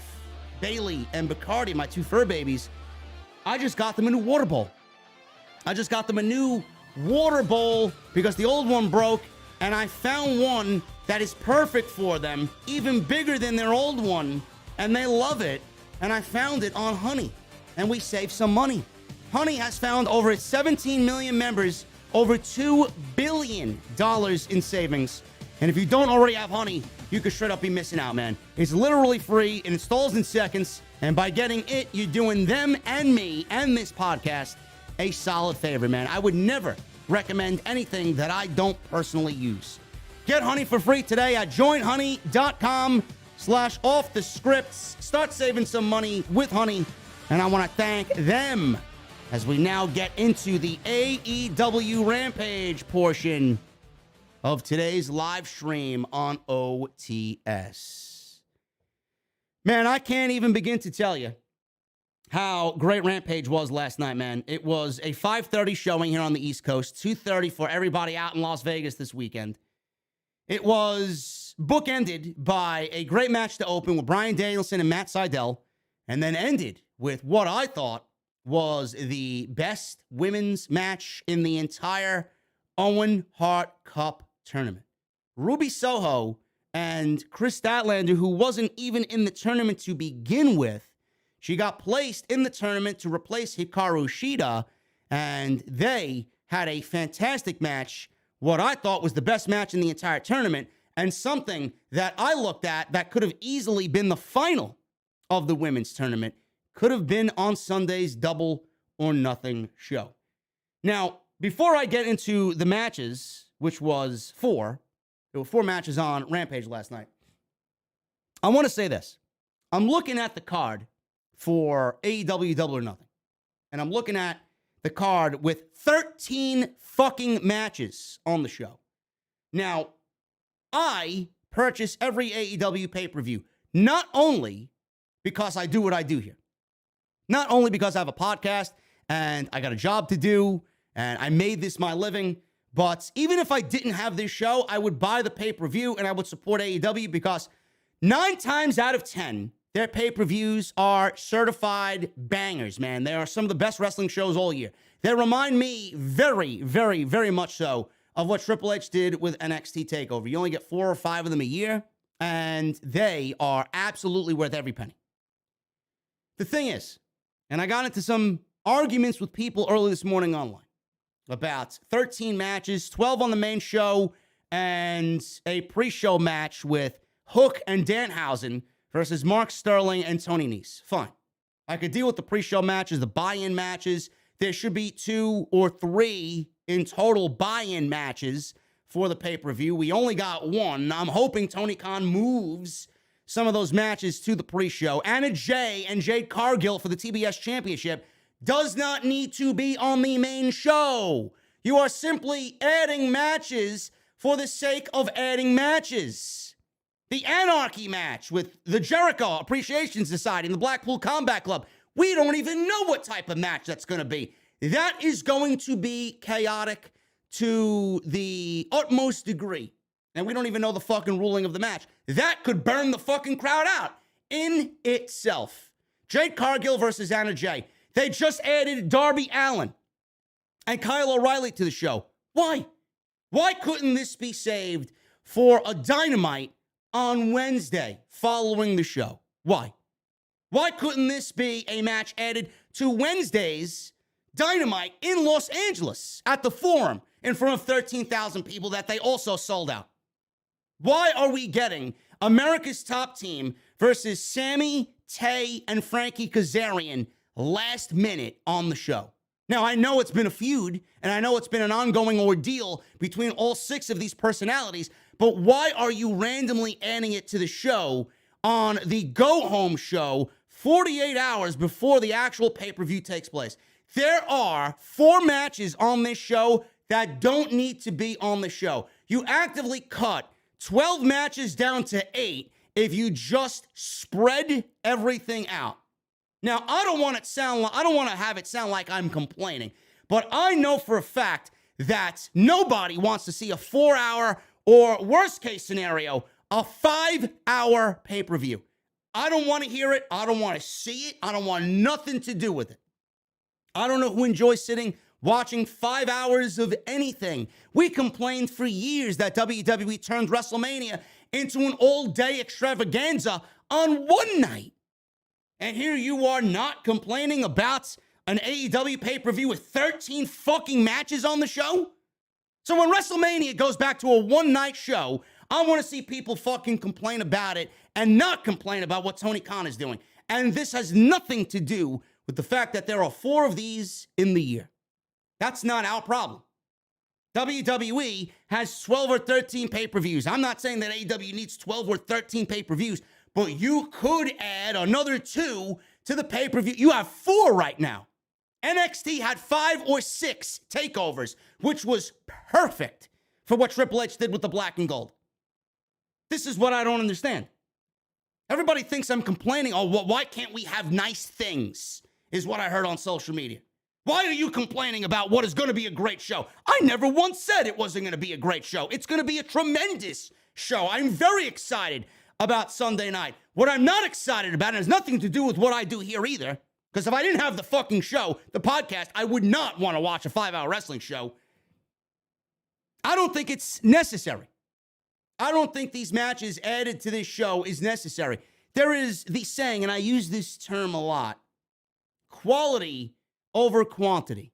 Adding more matches to the show is not necessarily going to make it a better show. You know, some people may look at this completely different. I look at a show like this, and I would 10 times out of 10, it does feel like it should be made into a 2-night show. 10 times out of 10, I would always be the guy who wants more after a show is over. I would take that 10 times out of 10 than feeling absolutely fucking drained and void of all my energy because of what we just watched with a Double or Nothing show to this capacity. You want to be left with wanting more. You don't want to be fucking drained and left with zero energy at the end of the night. Plus, adding all these matches, you know one of these matches is going to be fucking well beyond anything else on the show. And the crowd, why would you risk burning out the crowd? That's where match order comes into play and why match order is so pivotal. I don't understand why you would want one of these matches to be such a blowaway match that it leaves the crowd fucking dead for an hour of the show, and then we get back into something tremendous, and we got that 1 hour lull in between. Why would you want that? Why would you want a dead fucking crowd? That happens all the time, without fail, during these 5-hour shows. Triple H had it right, and I still talk about it to this day. Those takeover shows, you got 5 of them per year. They accompanied every major WWE show until WWE put an end to that because they were actually outshining the main roster shows.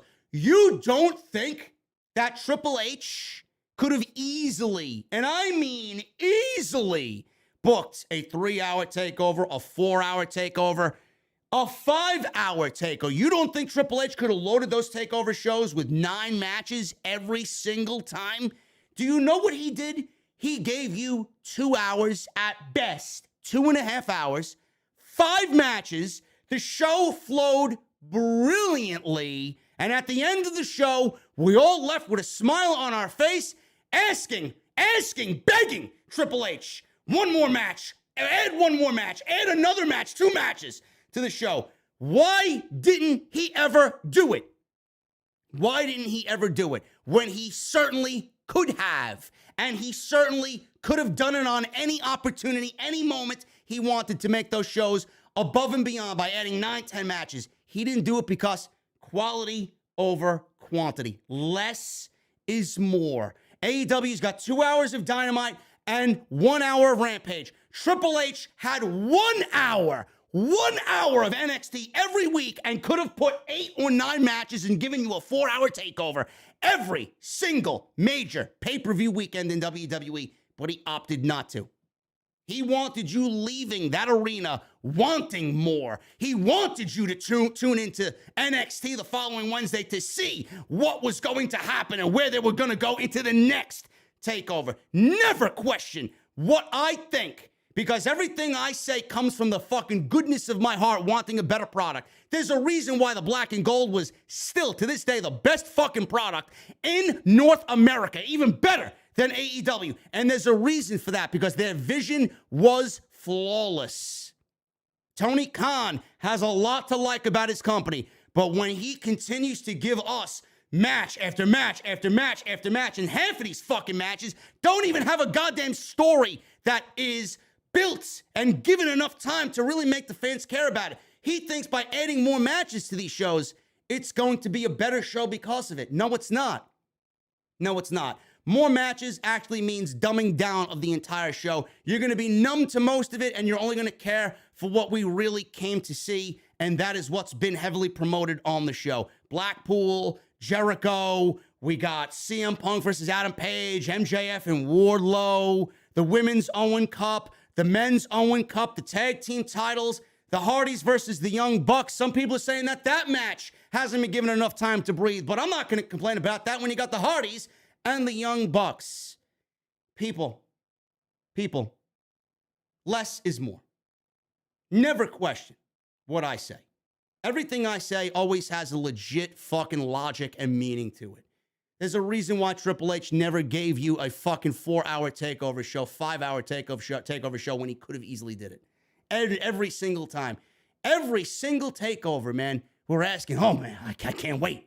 I can't wait. At the end of Double or Nothing, I'm going to be sitting here with Jesse like a fucking zombie, drinking a goddamn fucking Dunkin' coffee at 1 o'clock in the fucking morning. No, I'm sorry. Rampage. Bryan Danielson and Matt Sydal had a banger of a match. Absolutely excellent opening match here for AEW Rampage. I'm glad to see Bryan Danielson moving around very well in the ring.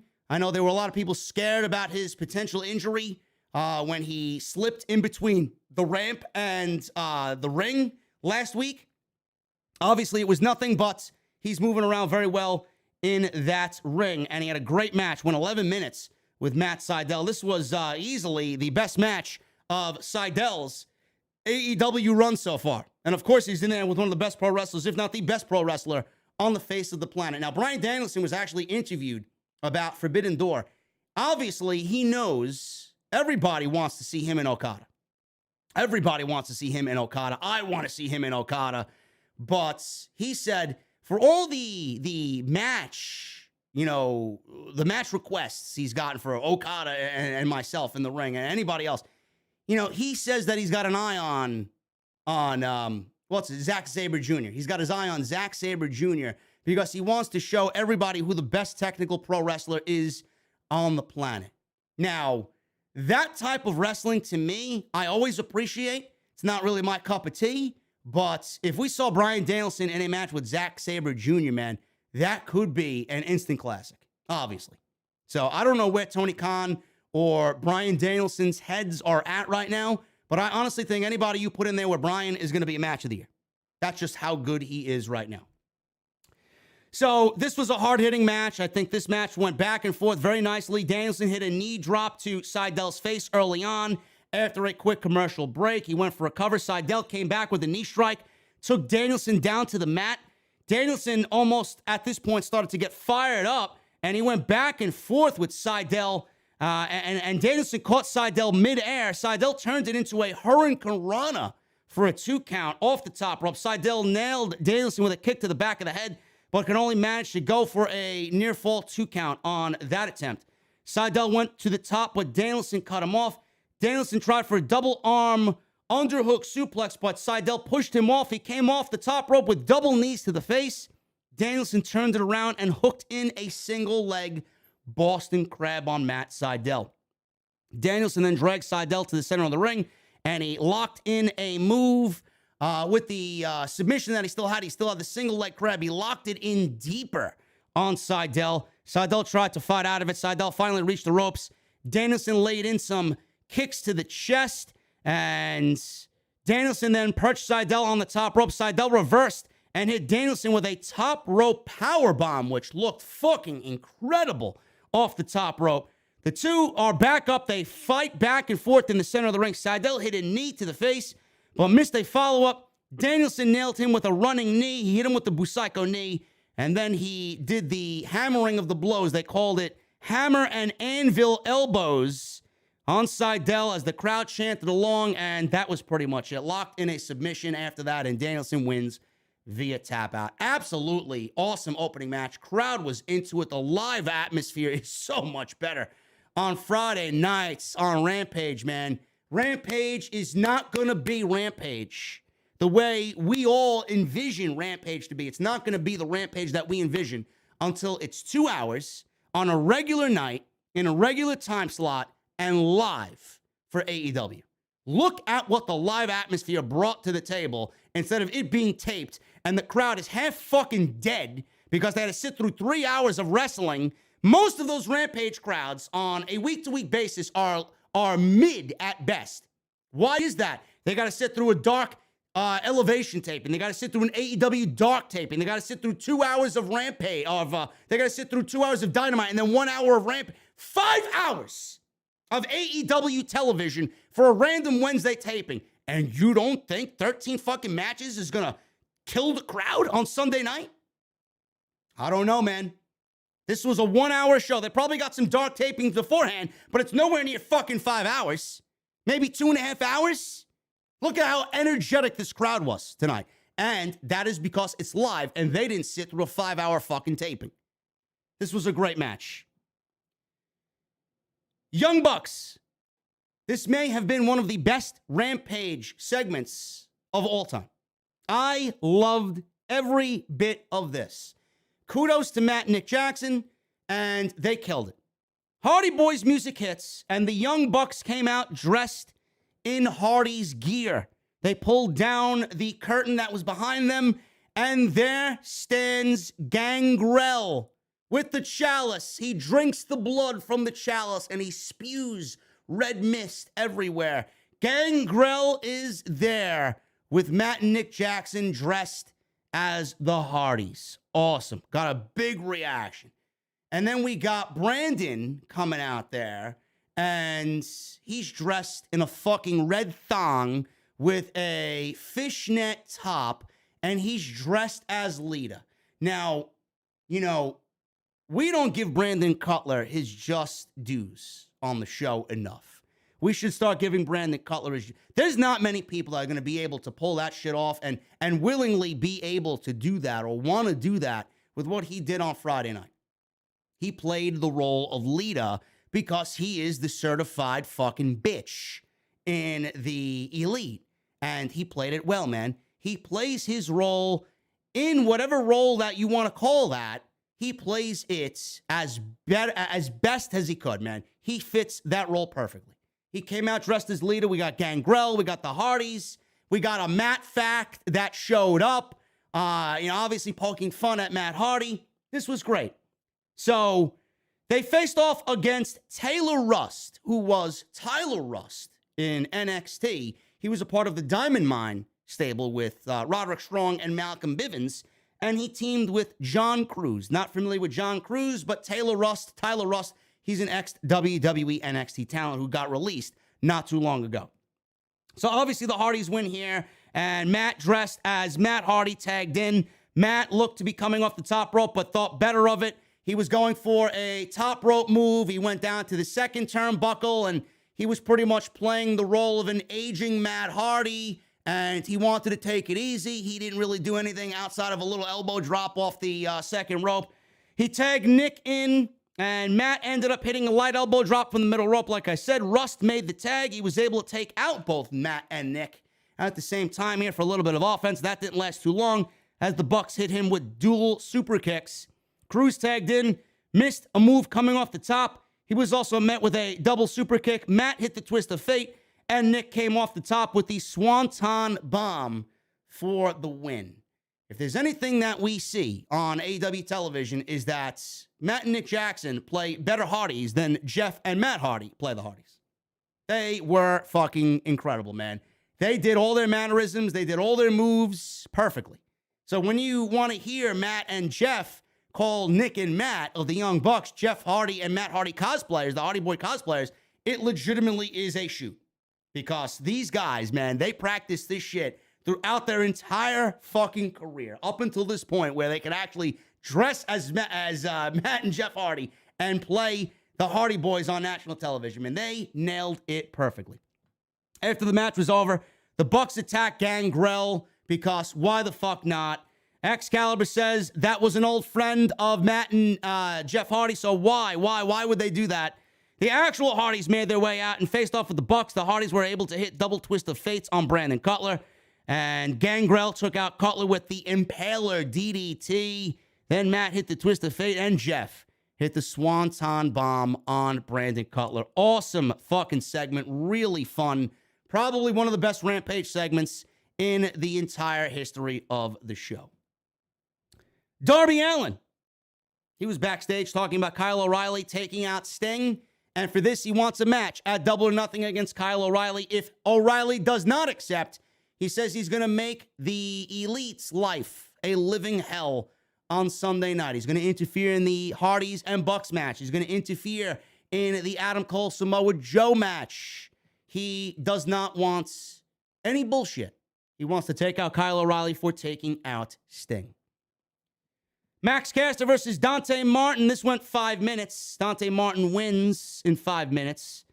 And Dante attacked before the bell because there was a few shenanigans going on with the Ass Boys and the Acclaimed with Billy Gunn at ringside. Anthony Bowens is in a wheelchair. He just got knee surgery, so he's out again. Seemingly can't cut a break here. But Max Caster, very good. He'll do what he's got to do in the meantime as a single to get by until Anthony Bowens gets back. But it really raises the question, is the Acclaimed going to be a thing for the long run with Anthony Bowens getting hurt all the time? So we will see what happens there. But Dante Martin wins in about 5 minutes. Caster nailed Dante with a back suplex. He then went to the top rope. Dante moved in time as Caster came off the top rope. He rolled through. Dante went for a sunset flip for a 2 count. Dante bounced Caster off the ropes and rolled him up for 2. Dante took Caster down with a few elbow strikes and then kicked him in the face before climbing to the top rope to hit a diving crossbody for a 2 count. Caster blocked a second kick to the face, and Dante springboarded off the ropes, hit a moonsault on Caster for the 1, 2, 3 shorts, and most of it happened in the commercial break, and Max Caster on the losing end to Dante Martin. We got footage from last week showing Sammy Guevara destroying the TNT title. Dan Lambert was in the ring with the Men of the Year about to unveil the new TNT Championship. Lambert says he was able to call in a favor and have a new title created specifically to Scorpio Sky's liking. Sky pulled out the title to reveal the belt. It was a very LA Lakers TNT title designed, highlighted by purple and gold, man, with the tan straps. This may be the best looking TNT championship that AEW has had in its short 3 years. What I hope this means is that we finally get an end, for now, with the TNT Championship being traded around like a fucking cheap hooker on Pacific Avenue in Atlantic City. I hope that this is the end. I really hope that the TNT title stays on Scorpio Sky. The fact that they made him his own fucking title is great. I hope this means that he's going to hold that title for a very long time and really bring some prestige back to that championship based on how good he is on what he brings to the table as far as his in-ring ability. I really hope so. Now, what I also hope for, and I don't know how much of this comes out of the budget and if Tony Khan could allot this, but I would love to see everybody, and this may be a little bit impractical, but I'm going to say it anyway. I doubt this happens. I think we go back to the old, just regular style after Scorpio eventually loses it. I would love to see unique TNT championships based for everybody that holds it. Samoa Joe has it. If Adam Cole has it. If Rusev had the green title, if you guys remember, or the white title. It was one of those colors. I don't remember. Anybody. And everybody that holds the TNT championship has their own unique TNT championship to their liking. But I know that's a little bit impractical, but we got a great looking TNT title right now on Scorpio Sky, at least for the time being. Now, this segment was great. I really, really liked this segment. Sammy and Tay were shown on the screen after they unveiled the championship, and they were on the screen with Frankie Kazarian. The three were shown entering America's top team's headquarters. So Sammy and Tay decided to smash one of the title cases. Each stole a title and then told Men of the Year that they would bring them on Sunday. Tay Conti said, make sure Paige is there as well, Paige Van Zandt. Sky then challenged the three to a 3-on-3 match at Double or Nothing, then added that if they win, Frankie and Sammy would never be able to challenge for the TNT Championship ever again. So there you go. Scorpio Sky cut a great promo. Ethan Page, we know, was a great promo. Dan Lambert, we know, is a great promo. Scorpio Sky took the spotlight here. He cut a great promo, showing great fire, showing great intensity towards Sammy, Tay, and Frankie Kazarian. Should be a match that is highly entertaining. We're going to keep a close eye on how Paige Van Zandt has been training. We've seen some video on her Twitter page. It's going to be interesting to see what she brings to the table. Don't know what's going to happen there. And knowing AEW, maybe Tay and Paige Van Zandt get involved with the men. I don't know what their mixed tag team rules are going to be for Sunday night, but I know it's not going to be WWE style. Maybe we get some women on men action here in a mixed tag team match. Maybe we get some intergender rules thrown in there for this 6-person tag team match on Sunday night. It should be entertaining, but what I think a lot of people are going to be paying attention to is Paige Van Zandt and how she carries herself in the middle of that ring for what is going to be her in-ring AEW debut. Mark Henry was backstage. We got a split screen with Chris Statlander and Ruby Soho. This is the main event. Soho mentioned that she realizes she's lost some of the fire she initially had upon entering AEW for her debut. She needs to win this tournament, even if it meant she had to beat her friend Chris Statlander. Chris Statlander said she was in AEW from the start and has seen a lot of opportunities slip away, but wouldn't this time around. Now it's time for the main event. Chris Statlander was in the news, and I want to read to what she said. I want to read to you guys what she said. As far as her changing her gimmick, we had the resident alien of AEW, Chris Statlander, with the boop on her face or her opponent's nose. She played this comedic, funny alien, this sweet little alien on AEW television.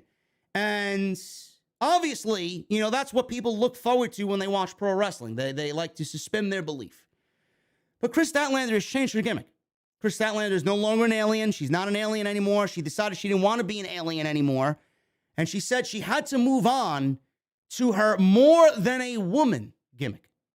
That's what she's calling it, more than a woman gimmick.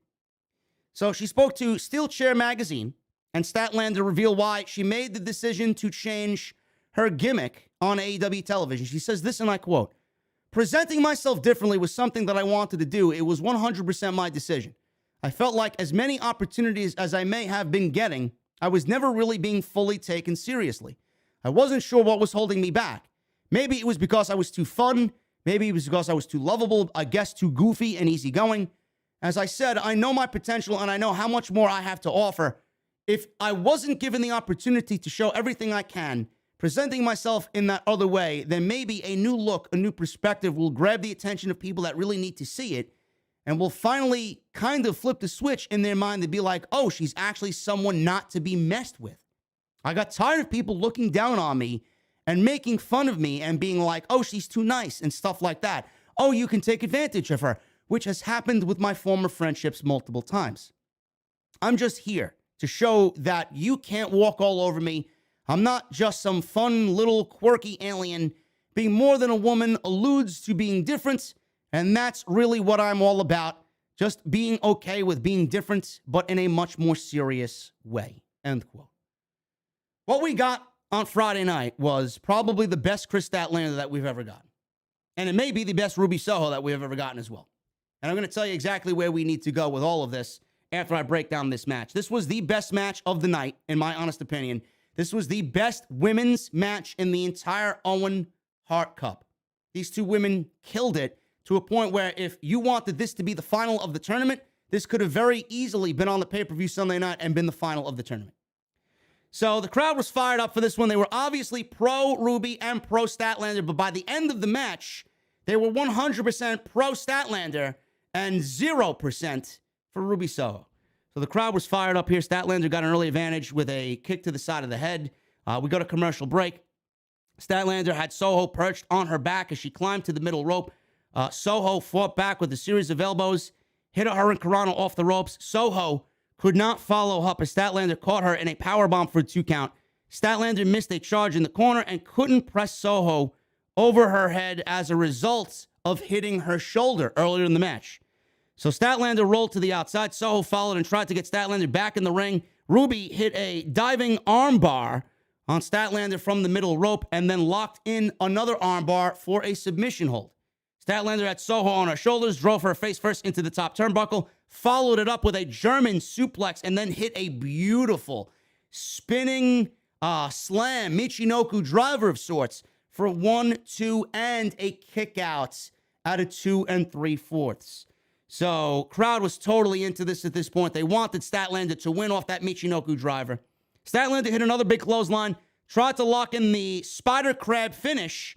Soho fought out of it, tripped Statlander, and caught her in a roll-up through the pin. 1, 2, 3, and that was it. Ruby Soho advances over Chris Statlander in what I thought was a fantastic match. Ruby got booed out of the building at the end of the match. Britt Baker comes out with a microphone about to verbally berate Ruby Soho. She says nothing. Ruby Soho takes the microphone to verbally get in Britt Baker's face because this is the final now. The crowd in Las Vegas booed Ruby Soho out of the building. As far as I'm concerned, Ruby is going to be booed on Sunday night. Britt's going to be the favorite. What I have happen here on Sunday night, now that we got this match, Ruby versus Britt, Ruby beats Britt. Ruby turns 100% heel on Sunday night. Statlander looked fantastic. After reading what she said here with Steel Chair Magazine, and after what we watched on Friday night against Ruby Soho, Statlander, 2 things. Number 1, I'm glad she dropped the alien gimmick. This is as great as she's ever looked. She's gotten better in the ring since she's gotten back from the knee injury. Her gimmick suits her a lot better. Badass, like Lara Croft, Tomb Raider-like gimmick. Nobody's going to fuck with her. She is just all business, and she's played into it by having people take advantage of her. Red Velvet and Layla Hirsch abandoning her. She's used this as motivation to just change her gimmick, and it all makes sense per storyline. She looks so good right now in defeat with the crowd solely behind her. What I'm doing if I'm Tony Khan is I'm booking Jade Cargill versus Chris Statlander, and I'm having Chris Statlander take the title from Jade Cargill, and then I move Jade Cargill onto the women's championship against either Thunder Rosa or whoever the champion may be at that time when you want to move Jade into the main women's championship division. I'm having Chris Statlander to take that title from Jade Cargill. She looked great on Friday night. And Ruby Soho, no doubt in my mind, the heel work could be great for Ruby. The babyface run is not working. Something feels a little bit off with Ruby. The crowd loved her when she first came in. It died off tremendously over the last year. I think it's now time to explore Ruby being a heel in AEW. With that crowd reaction, there's no reason why Tony Khan and Ruby should not explore that, because I do think that that is a role that she could greatly, really kind of take for herself and thrive in. But that was Rampage, guys. That was Rampage, and I thought it was a fantastic show on Friday night. So much better being live. And SmackDown, I wish I could say the same thing about, but it's just not the case, man. It's never the case on Friday Night SmackDown. Guys, thank you so very much, man. We had upwards of 1,500 people on this early afternoon to the start of your Memorial Day weekend. I appreciate you guys very much. Make sure you guys hit that thumbs up. We need 1,000 likes minimum, man. We're almost there.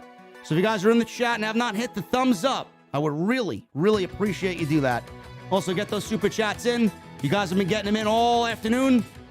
And hit that join button as well, man. We got 3 new members tonight, or today, and the more the better, man. Fill up that VIP room right here in the OTS venue.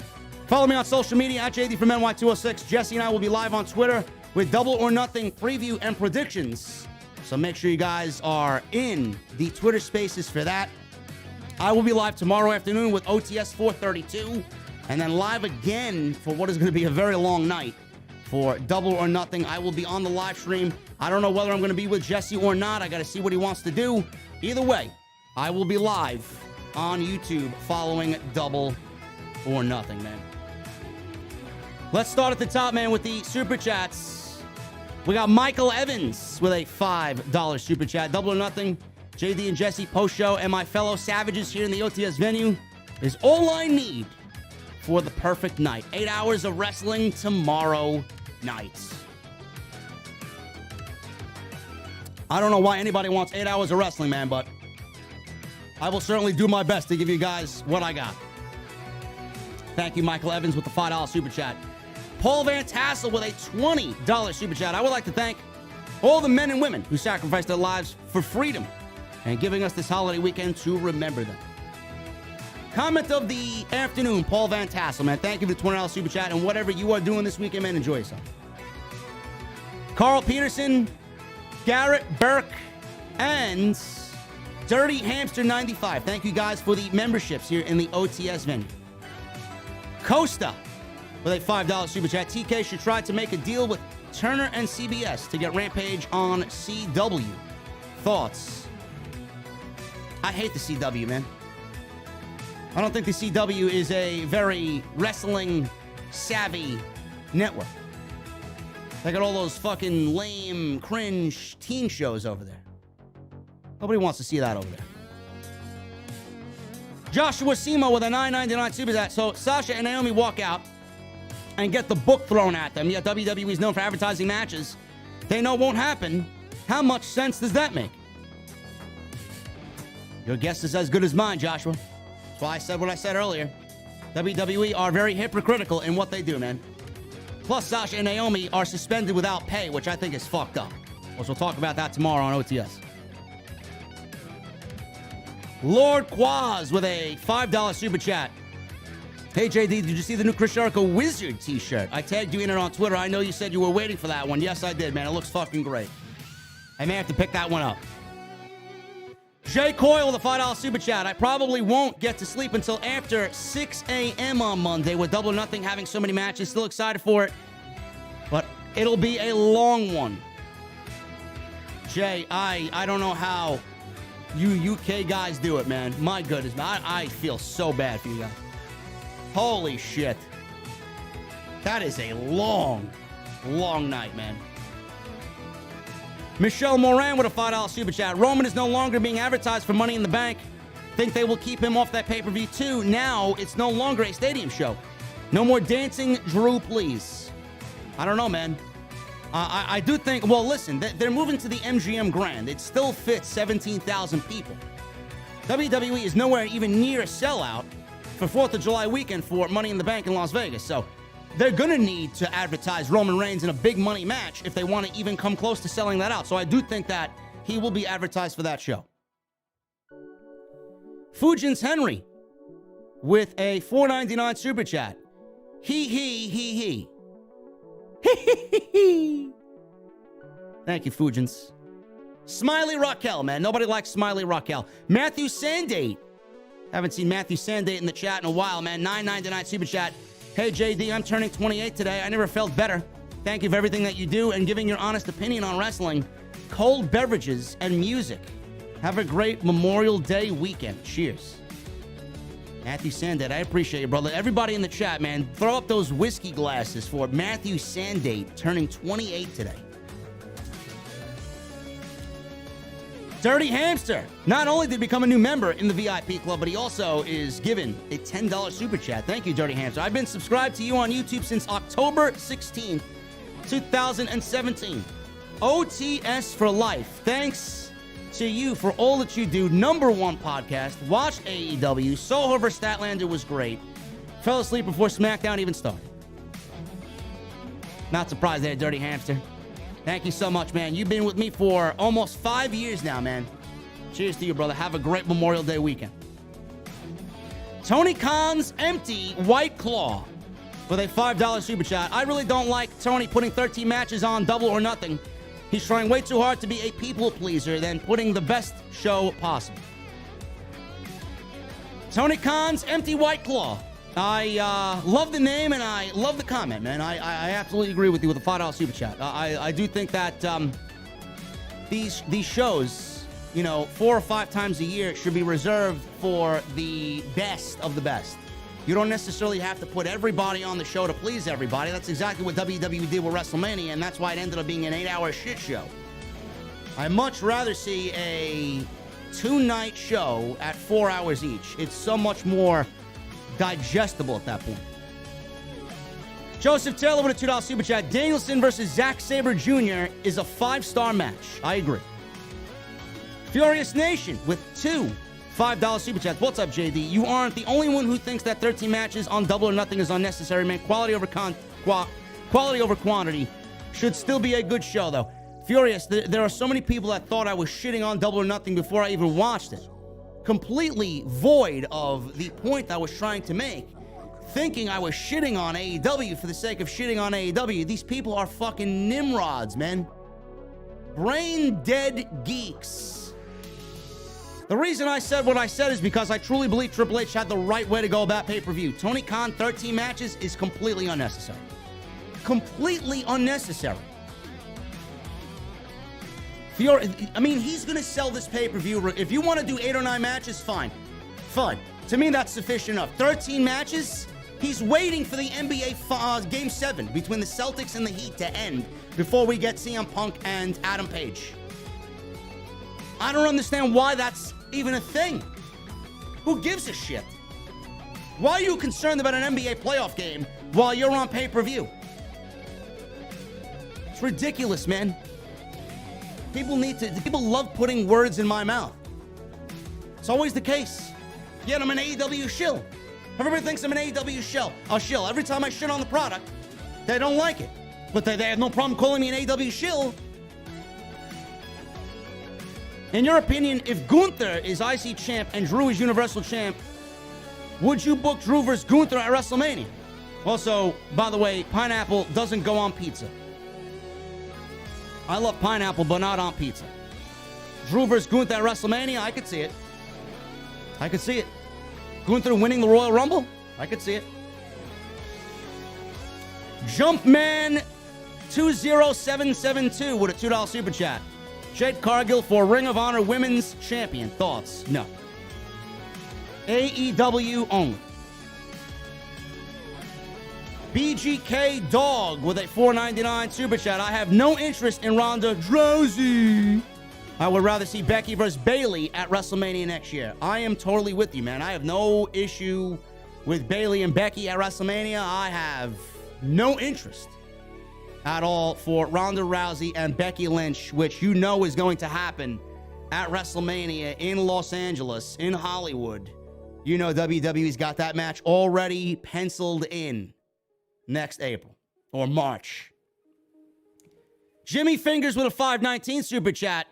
Bingo on your Statlander take, JD. She deserves a proper push. Plus, she's an AEW original, and there is something to be said for that, too. I'm glad you guys agree with me on the Statlander take, man. Everybody loves Chris Statlander. I think she is the one to take down Jade Cargill for the TBS Championship. People wanted her to win the Owen Cup. It'll happen. Tony Khan knows what he's doing, man. Tony Khan knows what his fans want, and he hears the reaction to the fans. He heard that reaction for Statlander last night. And Hoolagrim, thank you so much, brother, with a $5 super chat.